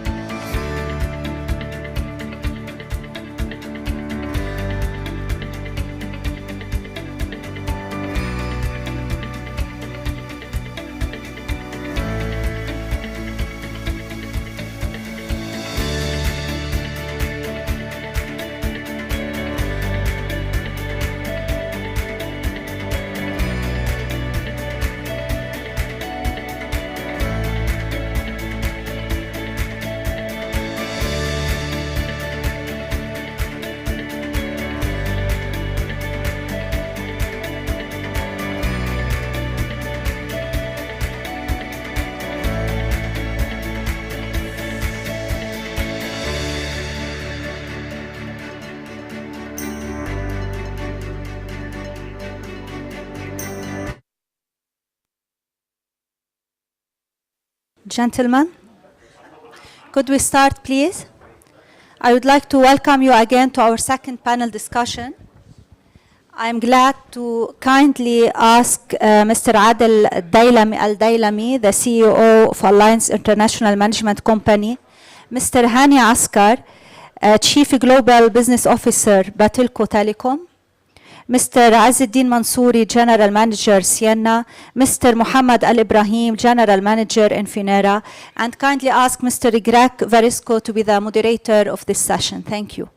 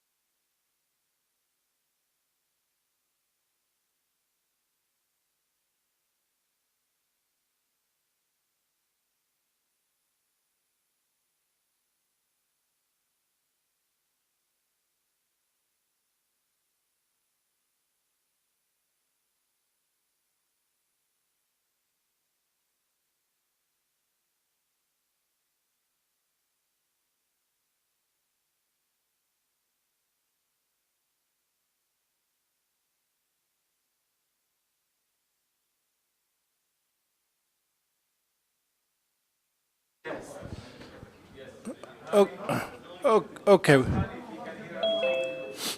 Hani, can you hear us, Hani? Just wanted to check with everybody, see if they're online. Yes. Hi, everyone.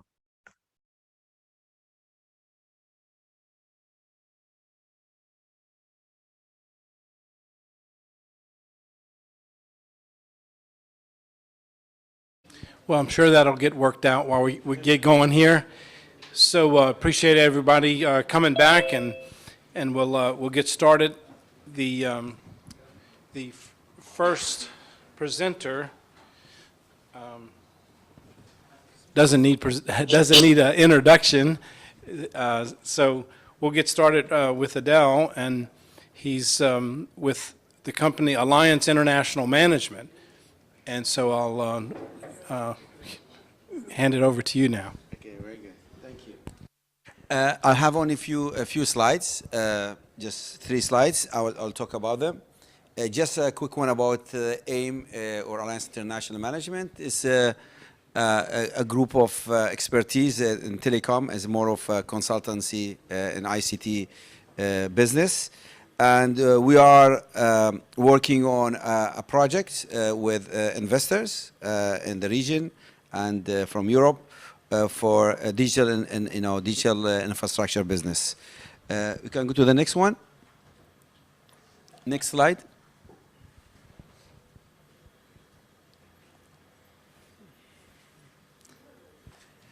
Yeah. No. Yes. I think the previous, panel discussion or presenters, they talked about the efficiency, they talked about the cost, they need more cables, and they need about hyperscalers. I have divided this to 3, categories here, and from horizontally and 2, vertical. From vertical perspective, I'm addressing it from the challenges and the need for digital infrastructure at a local level and also at a regional level. In this case, I'm talking about the region more of GCC and maybe Levant a little bit here. So this is the region that I'm talking about.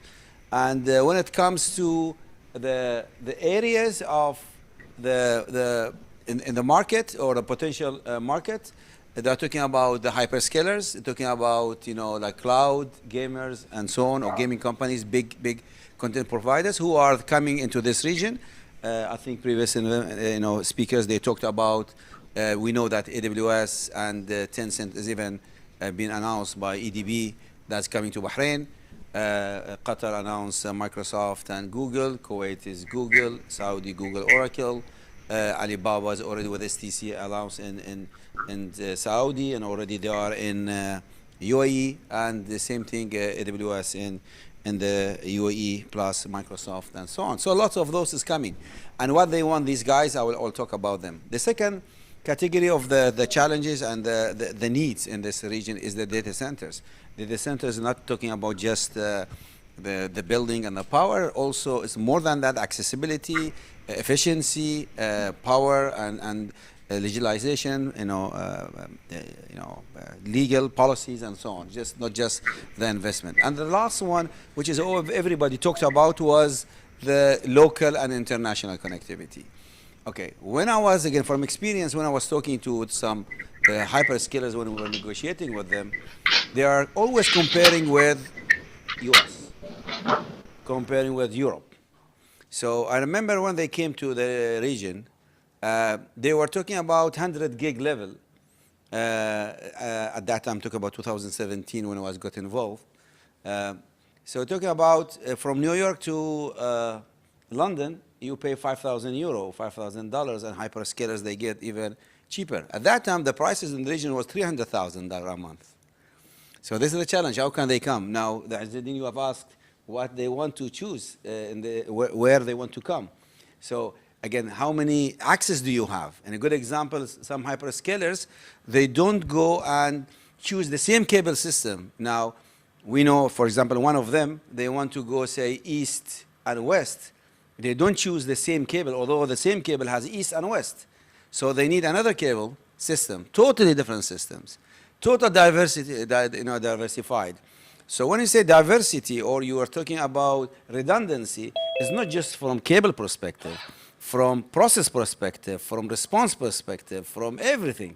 So sometimes, okay, the way that is, they don't buy from same, service provider not because of the cables and so on, because of response diversity from the whole process, that required. So those challenges that we have in this region, and so we think in those, okay, as the aim as a group of investors as well, we think there is an opportunity for us in those areas that we think that is need to be addressed, okay, into integration, interconnection, and so on. So this is the project that we are working on, and it's as I said, everybody's trying to do something in the region in each level. Some of them in multiple of those verticals.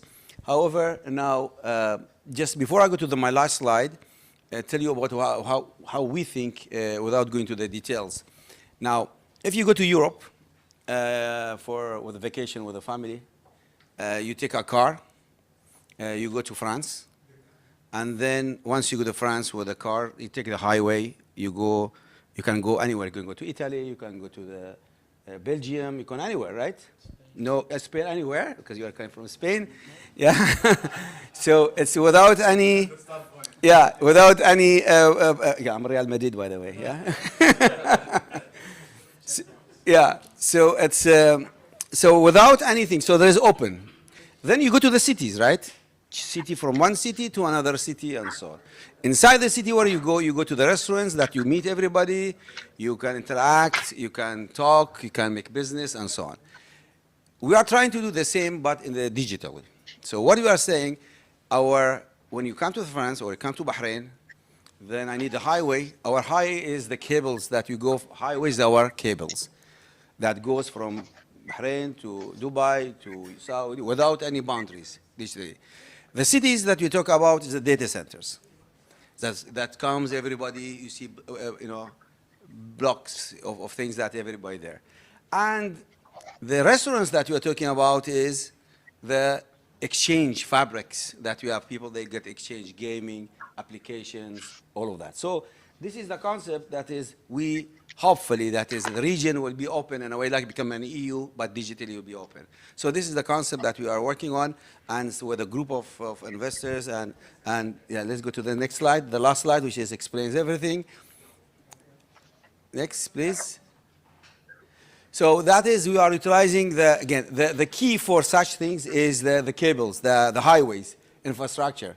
Then interconnect all the data centers that we are talking about with exchange fabrics that connected, again, from submarines also. As a highways, not just roads, it's also highways, it's ships, airplanes, and so on. So we need also the submarine as well. So this is the concept, and now there are a group of investors putting this together. and hopefully we will succeed. And again, challenge. Again, it's not. It's a more of a partnership. It's more of getting together with all parties in the region and technology providers, definitely to provide such things in the region. So this is basically what we're working and what we think we can address the challenges in this region when it comes to prices, open system, as everybody talk about, no cross connects, no access fees. Yeah, so this is that I need to highlight, and I will be more happy to discuss later on in the panel if there's anything. Thank you. Okay, thank you. So we'll come back with questions maybe at the end of the session, being we're running behind time today. Yes. Okay, so Ala, do we have Hani online next?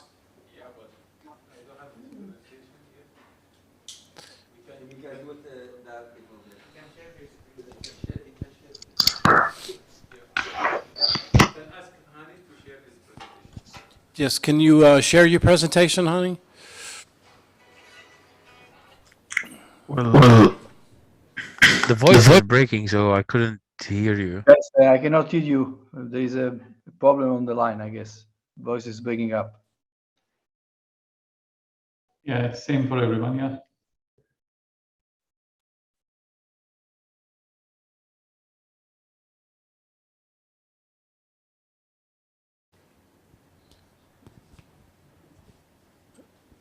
Well, Hani, do you have your presentation? You could share it, and you got it? Okay.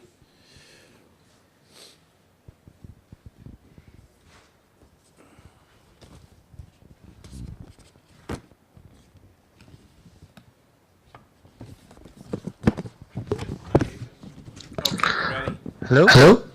Yes, okay. So, so without further ado, then, the Chief Global Business Officer of Batelco Telecom, and you've been responsible for their global business in developing and growing Batelco's and promoting business relationships with global customers and partners and carriers. And so, you've joined Batelco since 2004. So, without further ado, I will hand it over to you to do the presentation.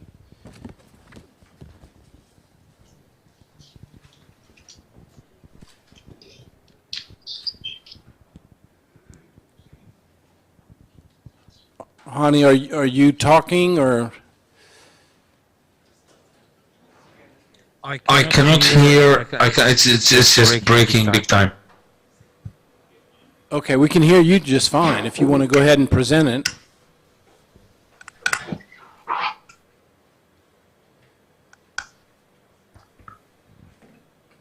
I'm so sorry. I don't know if everybody else is able to hear, but your voice is breaking big time. No, Ani, this is Nicola. You're right. I cannot hear you either. Guys, we cannot hear you. You can hear us now? Hello? Yes? Can you hear us?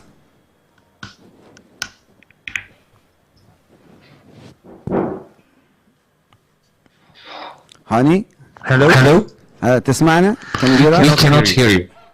No. Okay. Okay, so I'll just take it from my side. Just a little bit talking about Batelco. Batelco was established in Bahrain in 1981. Okay, in 1981. We're talking about a 41-year-old company.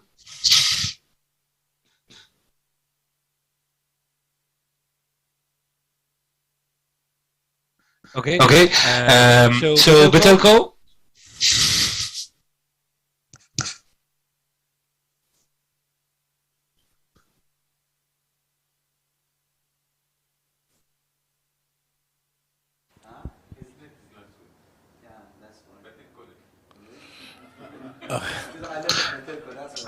I'll try to continue.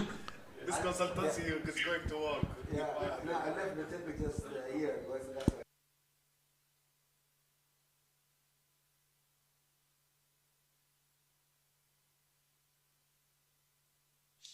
Okay. So Batelco as a company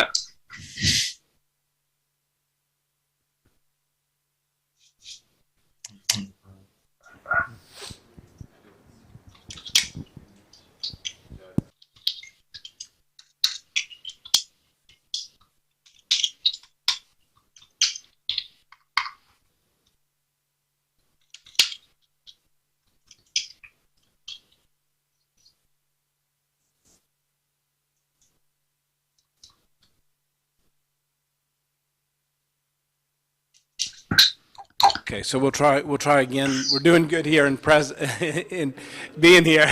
So yes, you need. Okay, right. That's right.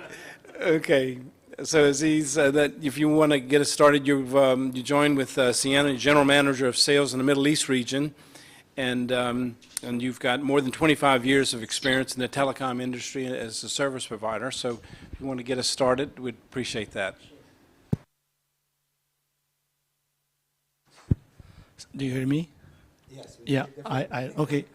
Can you? Unmute, please. Unmute. No, I'm just kidding.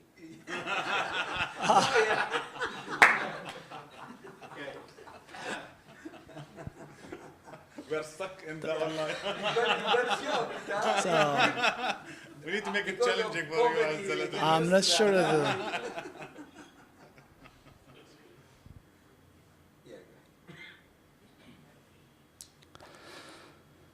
So, yeah, okay, thank you very much. Thank you very much, GCIA, for this event, interesting event. There are a lot of information exchanged here between the different presenters. I think that's from business perspective, from technology perspective, from challenges of the hyperscaler perspective, which everyone is trying to bring here.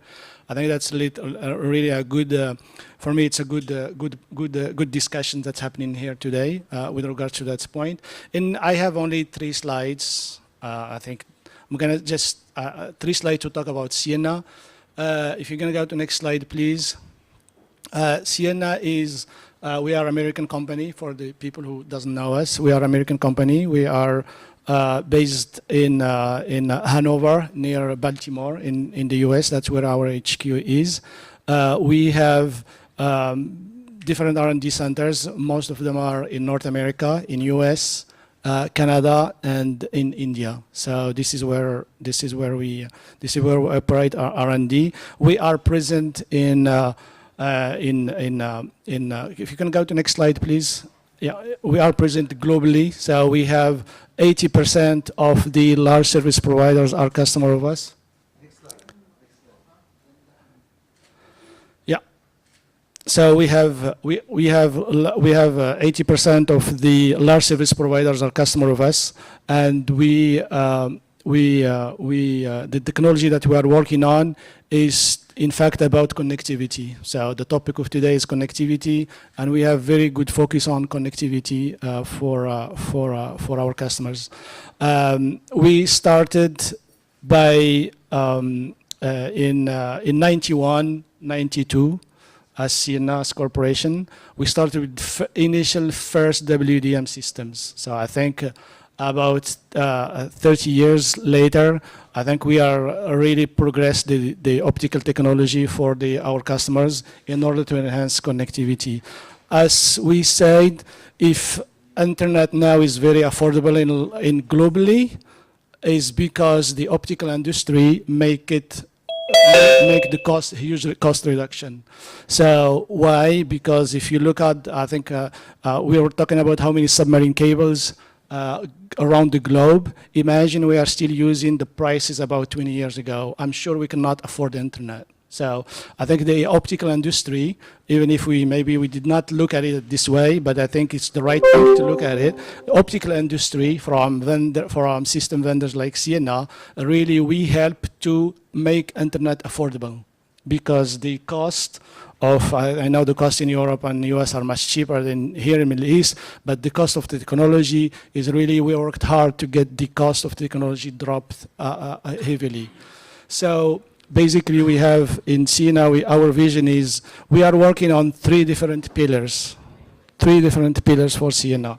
The first one is programmable infrastructure. So it's on the right hand, programmable infrastructure. We want to provide to our customers optical infrastructure that is programmable. So it's programmable, it's flexible. So that can allow you to use it in a much better way in open cables. Okay, that allow you to change the bandwidth as you need. The second important point is the software automation. So software automation, I know we are not talking that much about automation, but automation is key in optical transport too. So the provisioning systems, the provisioning techniques, the provisioning process as very slow. So we are working on automation and on AI and analytics and intelligence. We have, in fact, we are putting a lot of software effort, a lot of R&D, a lot of money in software in order to make the analytics, in order to make the networks, I would say, it's end game self-healing. So I think that's, we want to reduce your costs, you service providers or hyperscalers. We want to reduce the cost heavily for you on your operations. So basically with these three pillars, we want to be really the best in moving bits between data centers in automated way and really smart way. So that's what we are working on. That's where we are investing money, in fact. Good. So next slide. I don't know if there is another slide. Yeah. Yeah. So I think I talked about where we are. So I think I can end up the presentation here. We are 1,700 customer. I said 80%. We are 85% of large customer or large service provider customer of CNA, and we are more than 7,000 employees globally. So in Middle East, we are present here since 2009. Okay, that's it from my side. Thank you.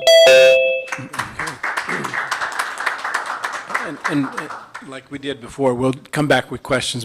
Some folks may have some questions at the end. Sure, yeah. Thanks. Appreciate that.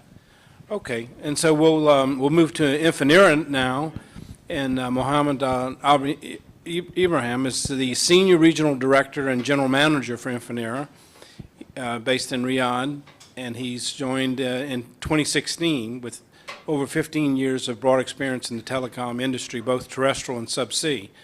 And so with that, I'll hand it over and let you present Infinera's capabilities. Thanks a lot, Greg, and thanks a lot GCCIA for inviting us. Actually, this is my first trip since the COVID, so thanks a lot for arranging this, and it's really exciting to meet people in person. And, you know, Greg, you were the first one. So I was, you know, my job is to keep the energy of everybody and, you know, keep the momentum. So thanks a lot for inviting me. So I will, you know, talk a little bit about, you know, three things.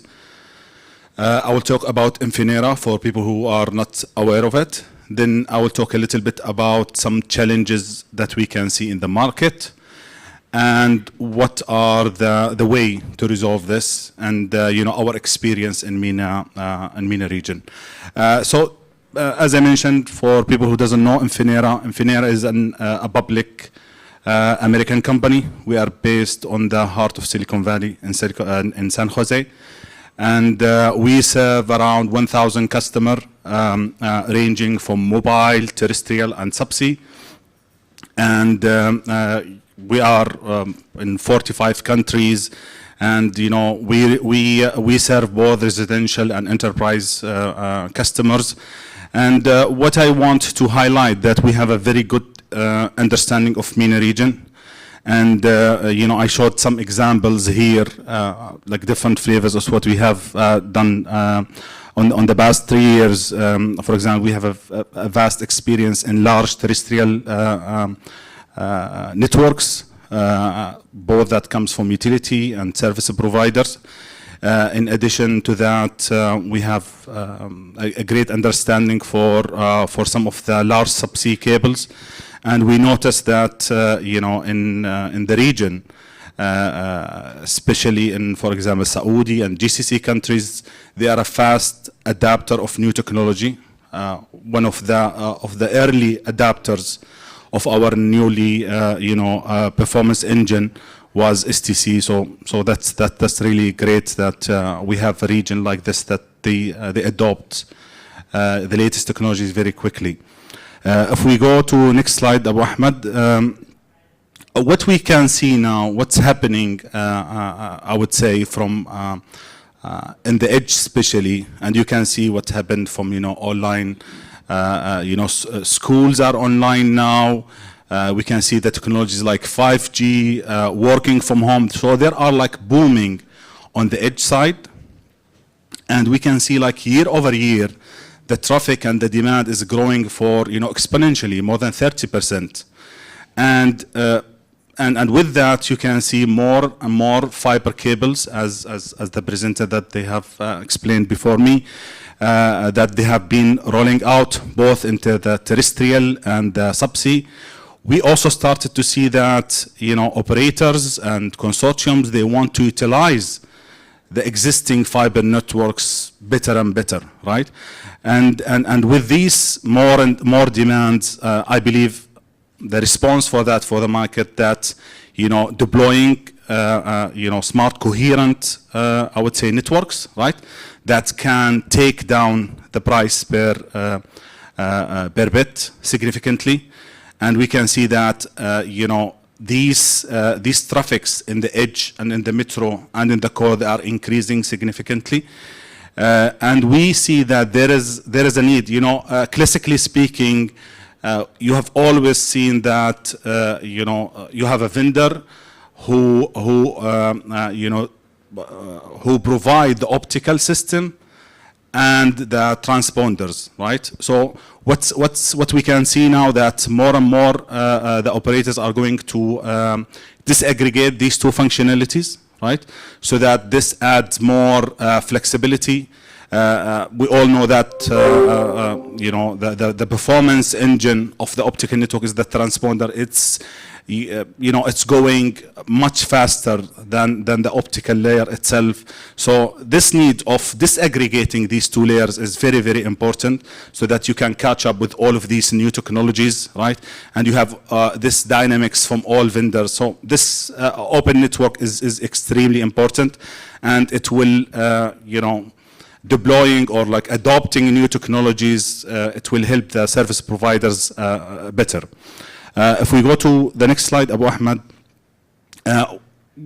we can see these are, I would say, addressed by two technologies. First one is coherent technology, right?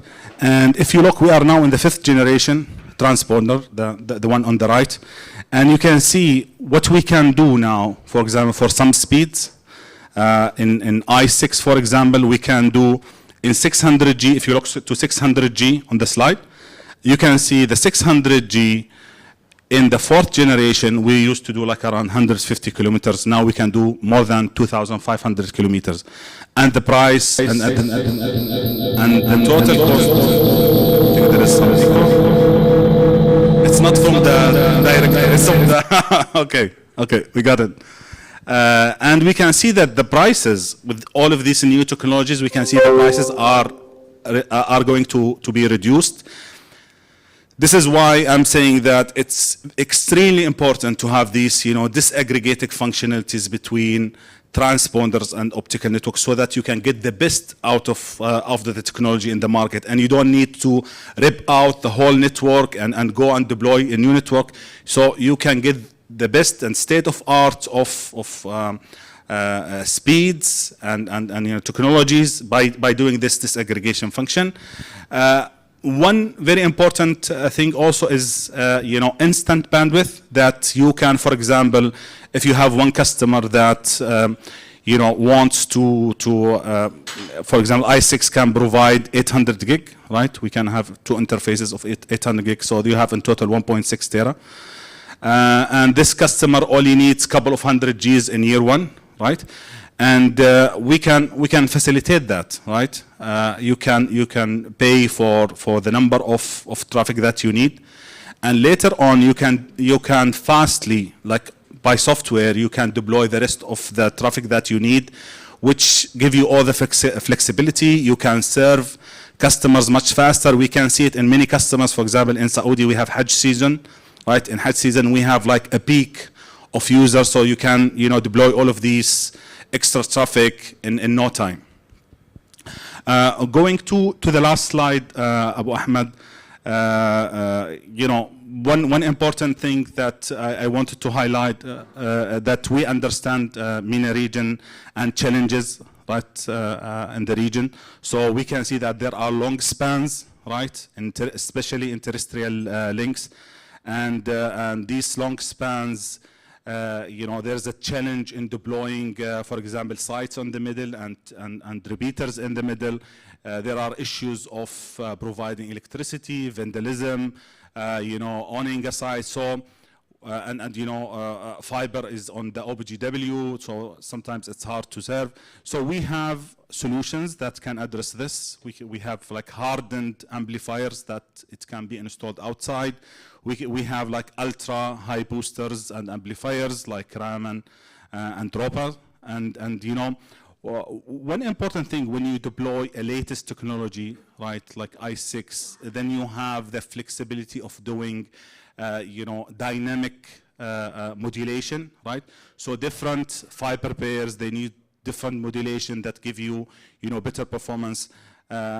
So we believe, a very advanced system like ASICs can give you this flexibility.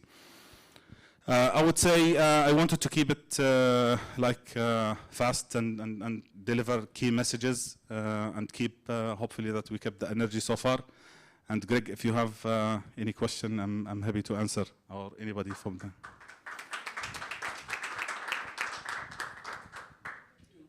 Do we have Hani back? He is back, okay. So, okay. And you're going to put his slides up?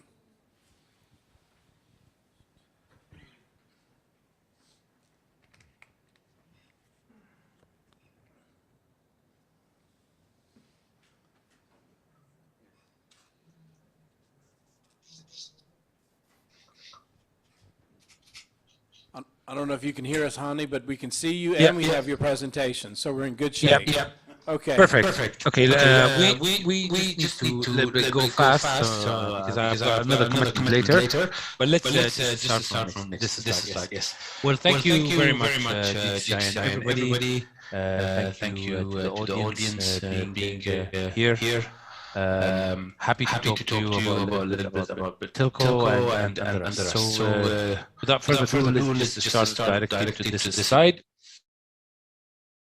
Betilco was, as a company, the Bahrain telecommunication company. Can we go back to the previous slide? Can you go back, please? Yeah. So Bahrain is the national telecom company of Bahrain.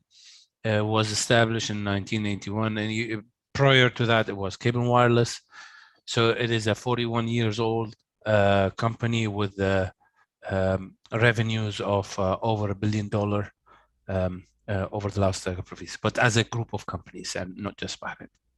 Recently, you might have seen that Betilco is also, as a leading digital solution provider, we're also stepping into other areas, expanding our digital portfolio.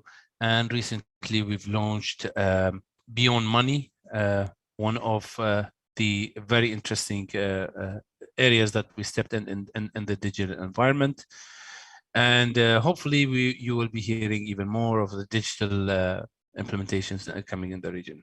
Can we go to the next slide, please? As a company, I don't think it's not new to all of you, but whoever doesn't know about it, Betilco is a group of companies headquartered in Bahrain. We've got shares in Go in Saudi Arabia, one of the integrated companies in Saudi Arabia. Umnia, owning a high percentage of shares in Jordan. Licenses in Egypt with operations. Sure, there are a number of companies and a number of different geographic locations in Shore. ARC, which is a joint venture between Betilco and Du. Durago in Maldives and Sabafone in Yemen. This is mainly the footprint of Betilco as a group. It's not just established only in Bahrain. Okay. In terms of portfolio, we've got the global connectivity. We're in global infrastructure, internet, carrier and voice and roaming, obviously to serve even our local customers, but also to serve international customers as well. Hosting and cloud services. So all in all, one of the biggest operator here in Bahrain. And recently, just to little bit zoom into one area, which is a global infrastructure, we've been very, very successful with the relationship we had and still have with GCCIA. Very proud of it. Has helped us to accelerate some of our dreams, perhaps allowing us to even excel further. So thank you very much, GCCIA and everybody sitting there for that partnership. Maybe we can go to the next slide. Some interesting stuff to talk about. The market and the global trend is changing, and I echo my colleagues. I echo my the other companies as well, Infinera, Sienna, and others. AIM. International bandwidth usage has grown over the last couple of years by 300%. It was not just a growth from nowhere, but also the COVID has been a reason for that kind of growth. We've also noticed that to a great extent with our consumers here in Bahrain, that such growth is a solid growth, but that change is now becoming the norm. That change is now enforcing that online is, that's it, it's part of our life, studying online and doing things online. Going to the global bandwidth demand growth, it's also increasingly going high, 54% of a whole world, and Africa is one of the countries that is one of the continents that is excessively hungry for bandwidth, while other countries are mature. Going into content providers are forming about 60% of the internet today. So hyperscalers and content providers are extremely important to know what they're doing, because they are driving the change as well. All in all, what we are also seeing, submarine and terrestrial cables are also growing. So what is really helping to deliver all these numbers are the right infrastructure that we're putting in place, whether in the region or internationally. GCCIA, specifically talking about, can you go back, please?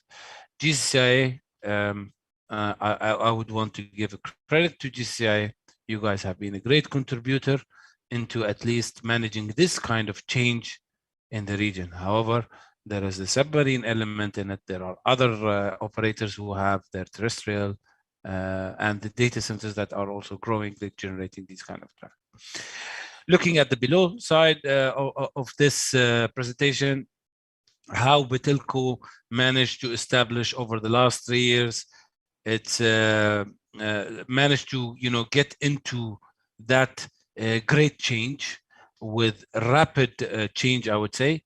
Betelco in the last 3 years has developed what so-called global zone, which is a neutral data center as much as possible, where as Betelco is not too much involved in it, and it's gone with a partnership. And as well as it was built inside the global zone was built Menam Internet Exchange, which is in partnership with Amsterdam IX, fully managed by Amsterdam IX, and the pricing are also competitive. So the idea of that data center is really to build up or gather whatever can be gathered out of the traffic that are going cross borders, and having them as much as possible in Bahrain, in which our end users can benefit from it, our enterprises can benefit from it, but also our local operators can also benefit out of it. The point of the interconnection is also to allow easy interconnections. So where does BGN fits? BGN, which is Betelco Gulf Network, one of its kind. I will be talking a little bit later about it. You might see, excuse me, you might see on the top, the Gulf Network is using or delivering traffic from Bahrain. Can you go get back, please? Can we go back to the slide? Yeah, so it's taking from Bahrain the data center to data center connectivity. There are other data centers in the region that are really needed to be connected to global zone. So we're using global zone as one of the ways to get to the other data center. However, diversity also mentioned by others as well in this forum. diversity is extremely important. So what we try to do, we are always trying to protect these customers using the terrestrial, which is BGN, and submarine as much as possible. This is where we are also throwing a lot of investments into building more and more international cables coming to the country, but also coming to take also benefit of it, out of it as Betelco. Can we go to the next slide, please? So little bit talk on BGN, first of its kind in the region, where we've got protection to where we see is very busy. Okay, so from Bahrain going all the way to UAE and Qatar and Saudi, we've got the protection. I believe it is one of its kind in the region. This is purely complementing our international infrastructure, which we have built over the last years and years. Submarine cables that we have, submarine investments that we have, it's all interconnected into this. So we've got submarine traffic going into the terrestrial and the terrestrial into the submarine. So can we go to the next one? I've touched point on the global zone, so I'll just make it very quick. It's a tier 3 data center, carrier neutral. We've got so many customers. I'm happy to have a one-to-one discussion with whoever has about what kind of customers we have there. We've got different type of customers, cloud provider, content providers. We've got operators, we've got local operators. So happy to discuss this if required. Can we go next? Minam Internet Exchange, it has proved itself over the last 3 years that it is exchanging over 500 gig. And what I'm seeing that the growth perhaps this year will be hitting a tera. Genuine exchange. There is no internet transit or anything as such into that internet exchange. Very proud of it. One of its kind in the region as well. I can say it is over the one of the 3 top IXs in the region. Has been operated by one of the world leadest internet exchange providers, Amsterdam IX, and we're seeing further and further growth. Without having more infrastructure in the region, these kind of interconnections and exchanges would not have been successful. So thank you very much, GCCIA, for such a great initiative. With that, I'm ending my slides.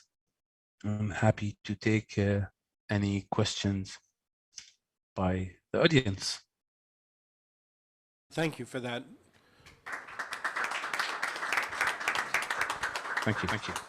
Okay, so we'll open up to the audience for any one of the 4 speakers.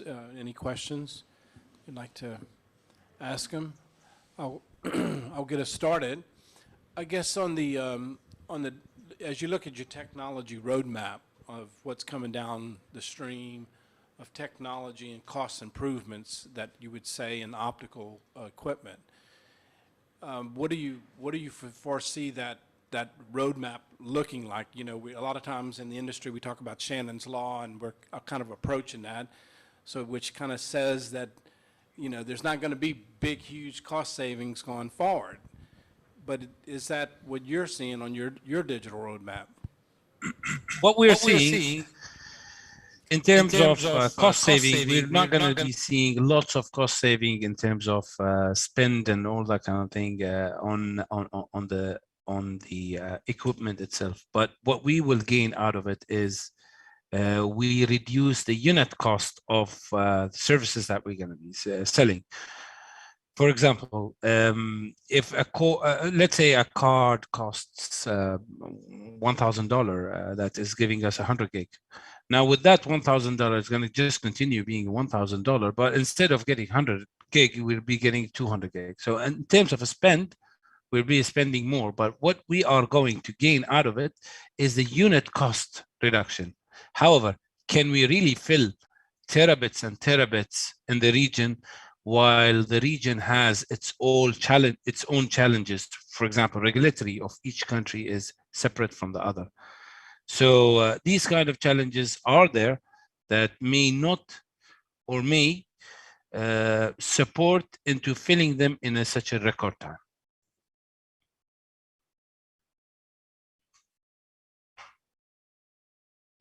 So if I take the 10 years back, a decade back, so the coherent technology was introduced into the optical transport technologies. That was really a big step in opticals. So in optical innovation, that was a big step. Coherent technology is used in radio, in mobile, in a lot of other technologies, but to apply it to optical, it was a big challenge. Why? Because of the speed that we are dealing with. It's not like microwave; it's smaller, but it's 100 gigs.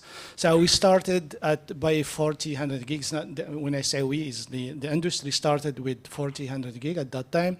That bandwidth was okay for that time, but I think as you move, so we have invested a lot, the industry invested a lot in enhancing that coherent technology. Right now, coherent technology is much faster than in the past.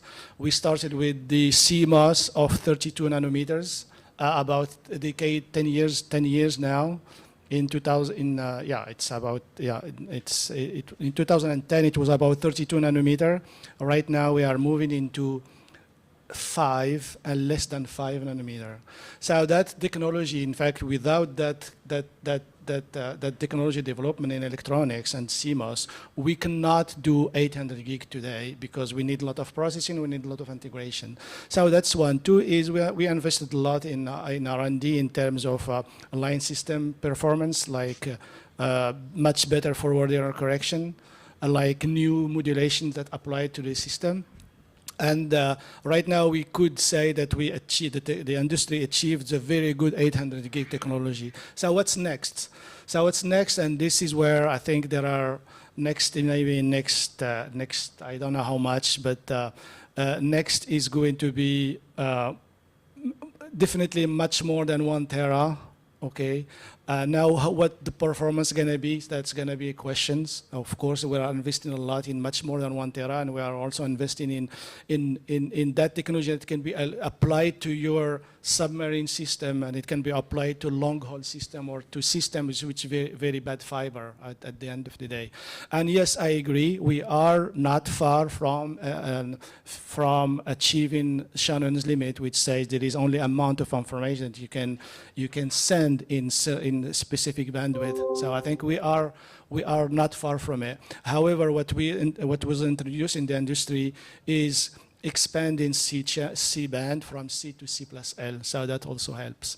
So yeah, we are closing to that. I really don't know if we achieve the Shannon limit, what's going to be the next step. I don't know. Maybe it's some kind of quantum technology that's going to happen there to enhance the performance, I would say. Yeah, I can add a little bit also on this.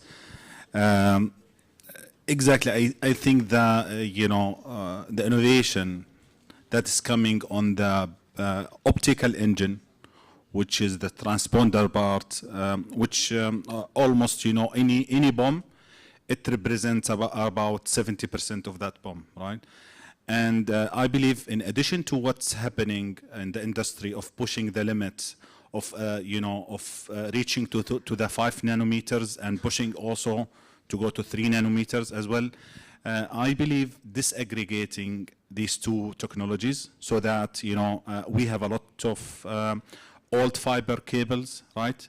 Then now with the same old fiber cables with the existing optical line system that takes a lot of time to deploy, you can deploy a technology that can get you more traffic and lower cost, right? For, I would say, you have already done a big part of the infrastructure, and I think it's very important for the service providers to look into that option. I think this is deploying all of these new technologies, not only on the new fiber pairs, also looking to the to the old ones. We have seen, we have received requests for optical cables and submarine cables that has been deployed for 20 years, and there are huge improvement that that we can do on achieving more bandwidth, and this is definitely will reduce the cost. Right? Thanks.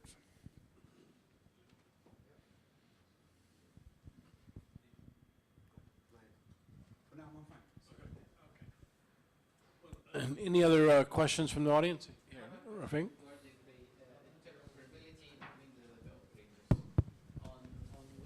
Oh, hold up, he's going to hand you a mic. So I repeat the question. The interoperability between the different vendors when it comes to DWDM technology. When can we see a cable system having different vendors? Okay, I can get a little bit on that. So I believe in the submarine cables, they have adopted this. You know, so we have seen a lot of open cables that, you know, you can see the infrastructure is from one vendor, and the I would say the optical engine is from another vendor, right? Which helped a lot to increase all of these, you know, huge capacity that you can see. And I believe, you know, vendors need to participate more and more on these, I would say, opening up standards. For example, Infinera, you know, actively participating in Facebook tip, right? In open ROADM, on open config. So we work on this, and then I believe a lot of industry leaders also, they are, you know, pushing this. I believe there is also a role for you know, for the customer, the service providers, to push for that, do the trials, try to, you know, actively you know, get involved in this forum. We started to see a lot of service providers working on this group. For example, Open ROADM, we can see STC is working on the Open ROADM one, as you said. You know, as I said, Facebook is working on the tip. So this is very important to, you know, I would say, accelerate this deployment or interoperability between different vendors. Go on. Yeah, I think you're right, Mohammed. I think Open ROADM is initiative that is going to be a lot of interoperability. So we're going to have, let's say, same line system, same one line system, one ROADM system, and you can have different vendors to connect to that technology. So I think that's one. Two is I would say this is easily achievable. However, what is not easily achievable is how can I make I would say a laser from a transponder from one vendor and interrupt with another vendor. That's going to be much harder to achieve.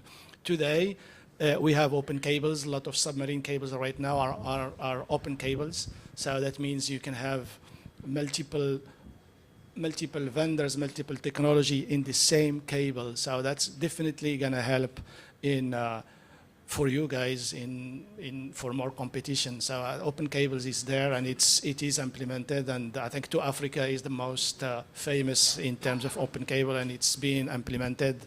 And I think open cable system there, which is going to open deployment is going to be there. Yeah. Thanks.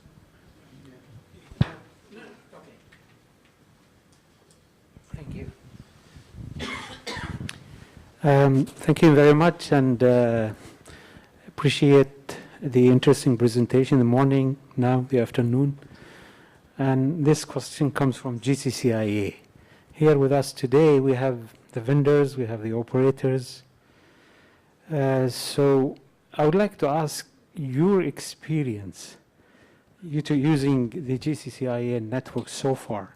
It's been almost 12 years journey. How do you see from your side, from your perspective, the GCCIA network in terms of anything reliability or anything else you might think of? Be honest, of course. And how do you want to see GCCIA going forward?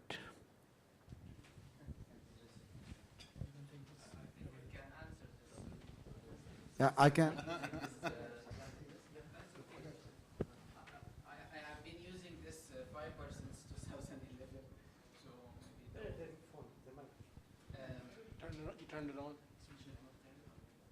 I have been using this for a long time, more than 10 years. The cable is very stable, of course. The terrestrial advantage over the submarine is if you get a cable cut or any issue, you can fix it within hours, of course, compared to submarine, which takes weeks and weeks. So, and also GCA has two different cables with more than 50 meters separation. So again, if there is an issue on one cable, then the team is very cooperative and they just shift you to the second cable very quickly. So the experience is positive.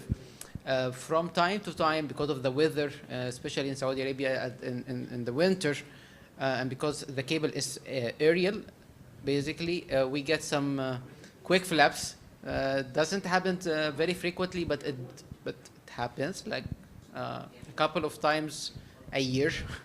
So we have seen this, and after a lot of investigation on the root cause of these, and because of, again, the weather, and because the cable is mostly aerial in this area.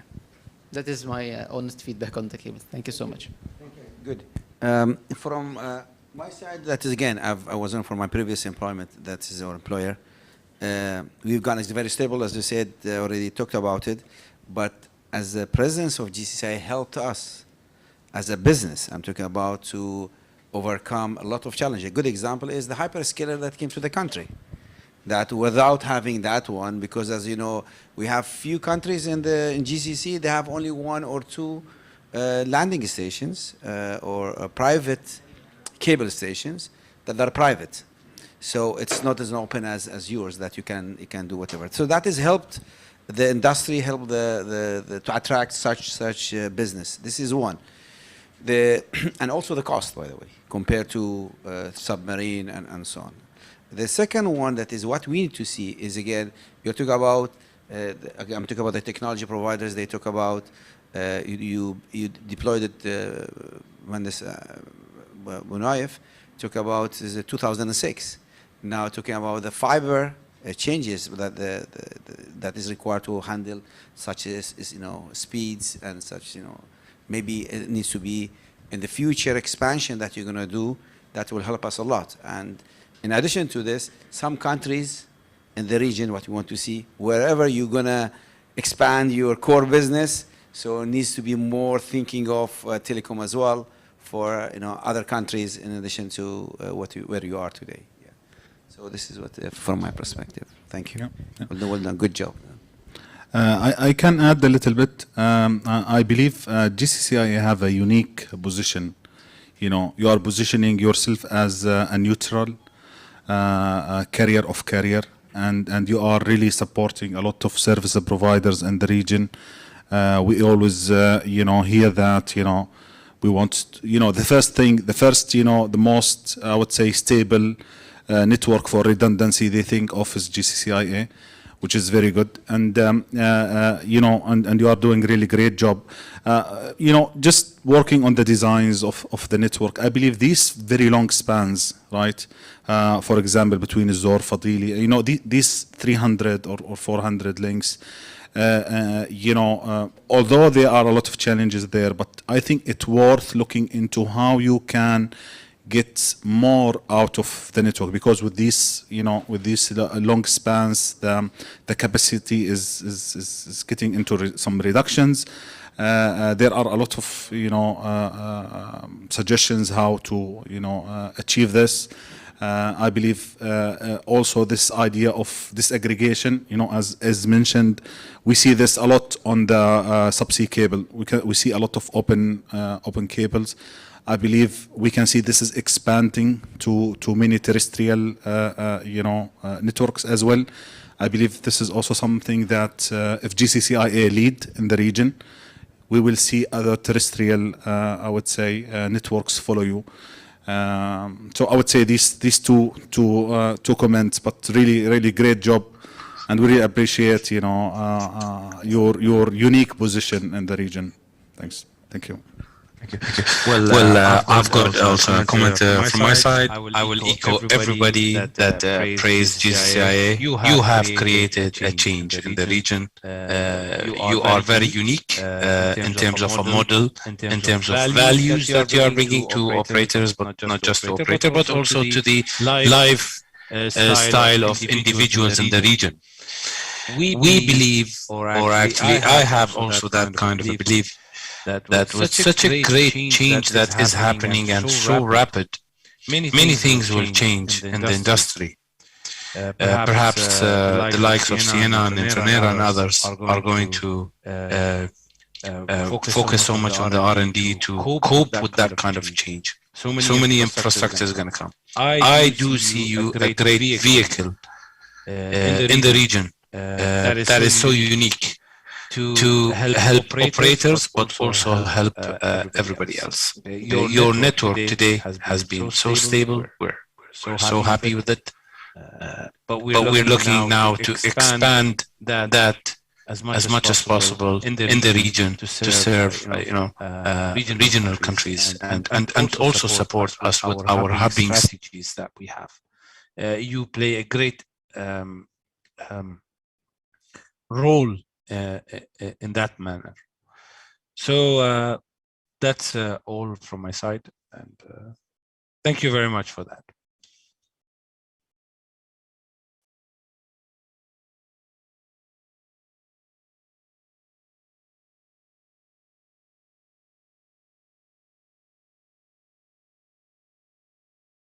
Samir Makki, I'm representing Nokia today. I would like definitely to thank Engineer Ahmed Ibrahim and the whole family of GCCIA for inviting us. Unfortunately, I couldn't be with my colleagues on the stage today because it is in our silence period before announcing the results actually of the year. So we couldn't be in a public speaking way, and that's why we are not participating. But I really have to participate from here. From our perspective, actually, GCCIA, definitely, I will echo my colleagues, have a central and pivotal role to play in interconnecting all these countries together. But we still think that, it is worth actually taking this network to the next level by indeed looking at it from a transport perspective, not only from electrical, transmission perspective. And this will take it actually to unlock the full potential of the network by probably adding some nodes in the middle in order to reduce the span, because this will definitely help you to be the highway that is interconnecting all those countries together. Thank you. Okay, very good. So would you join me in thanking all of our participants then?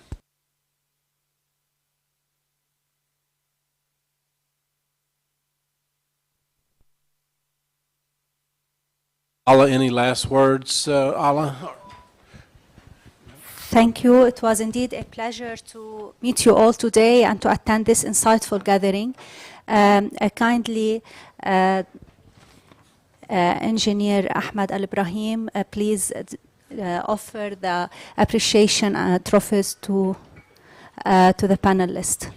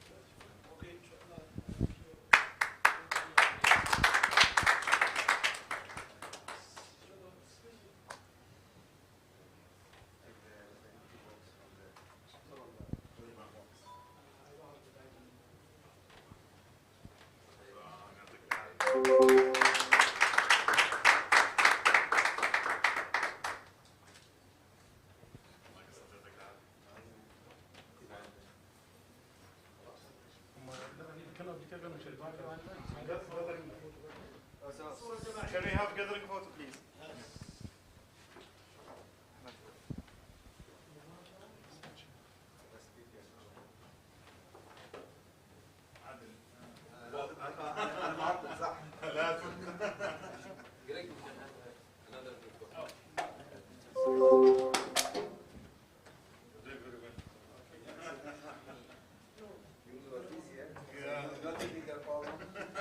I hope the Ministry of Health will not catch us.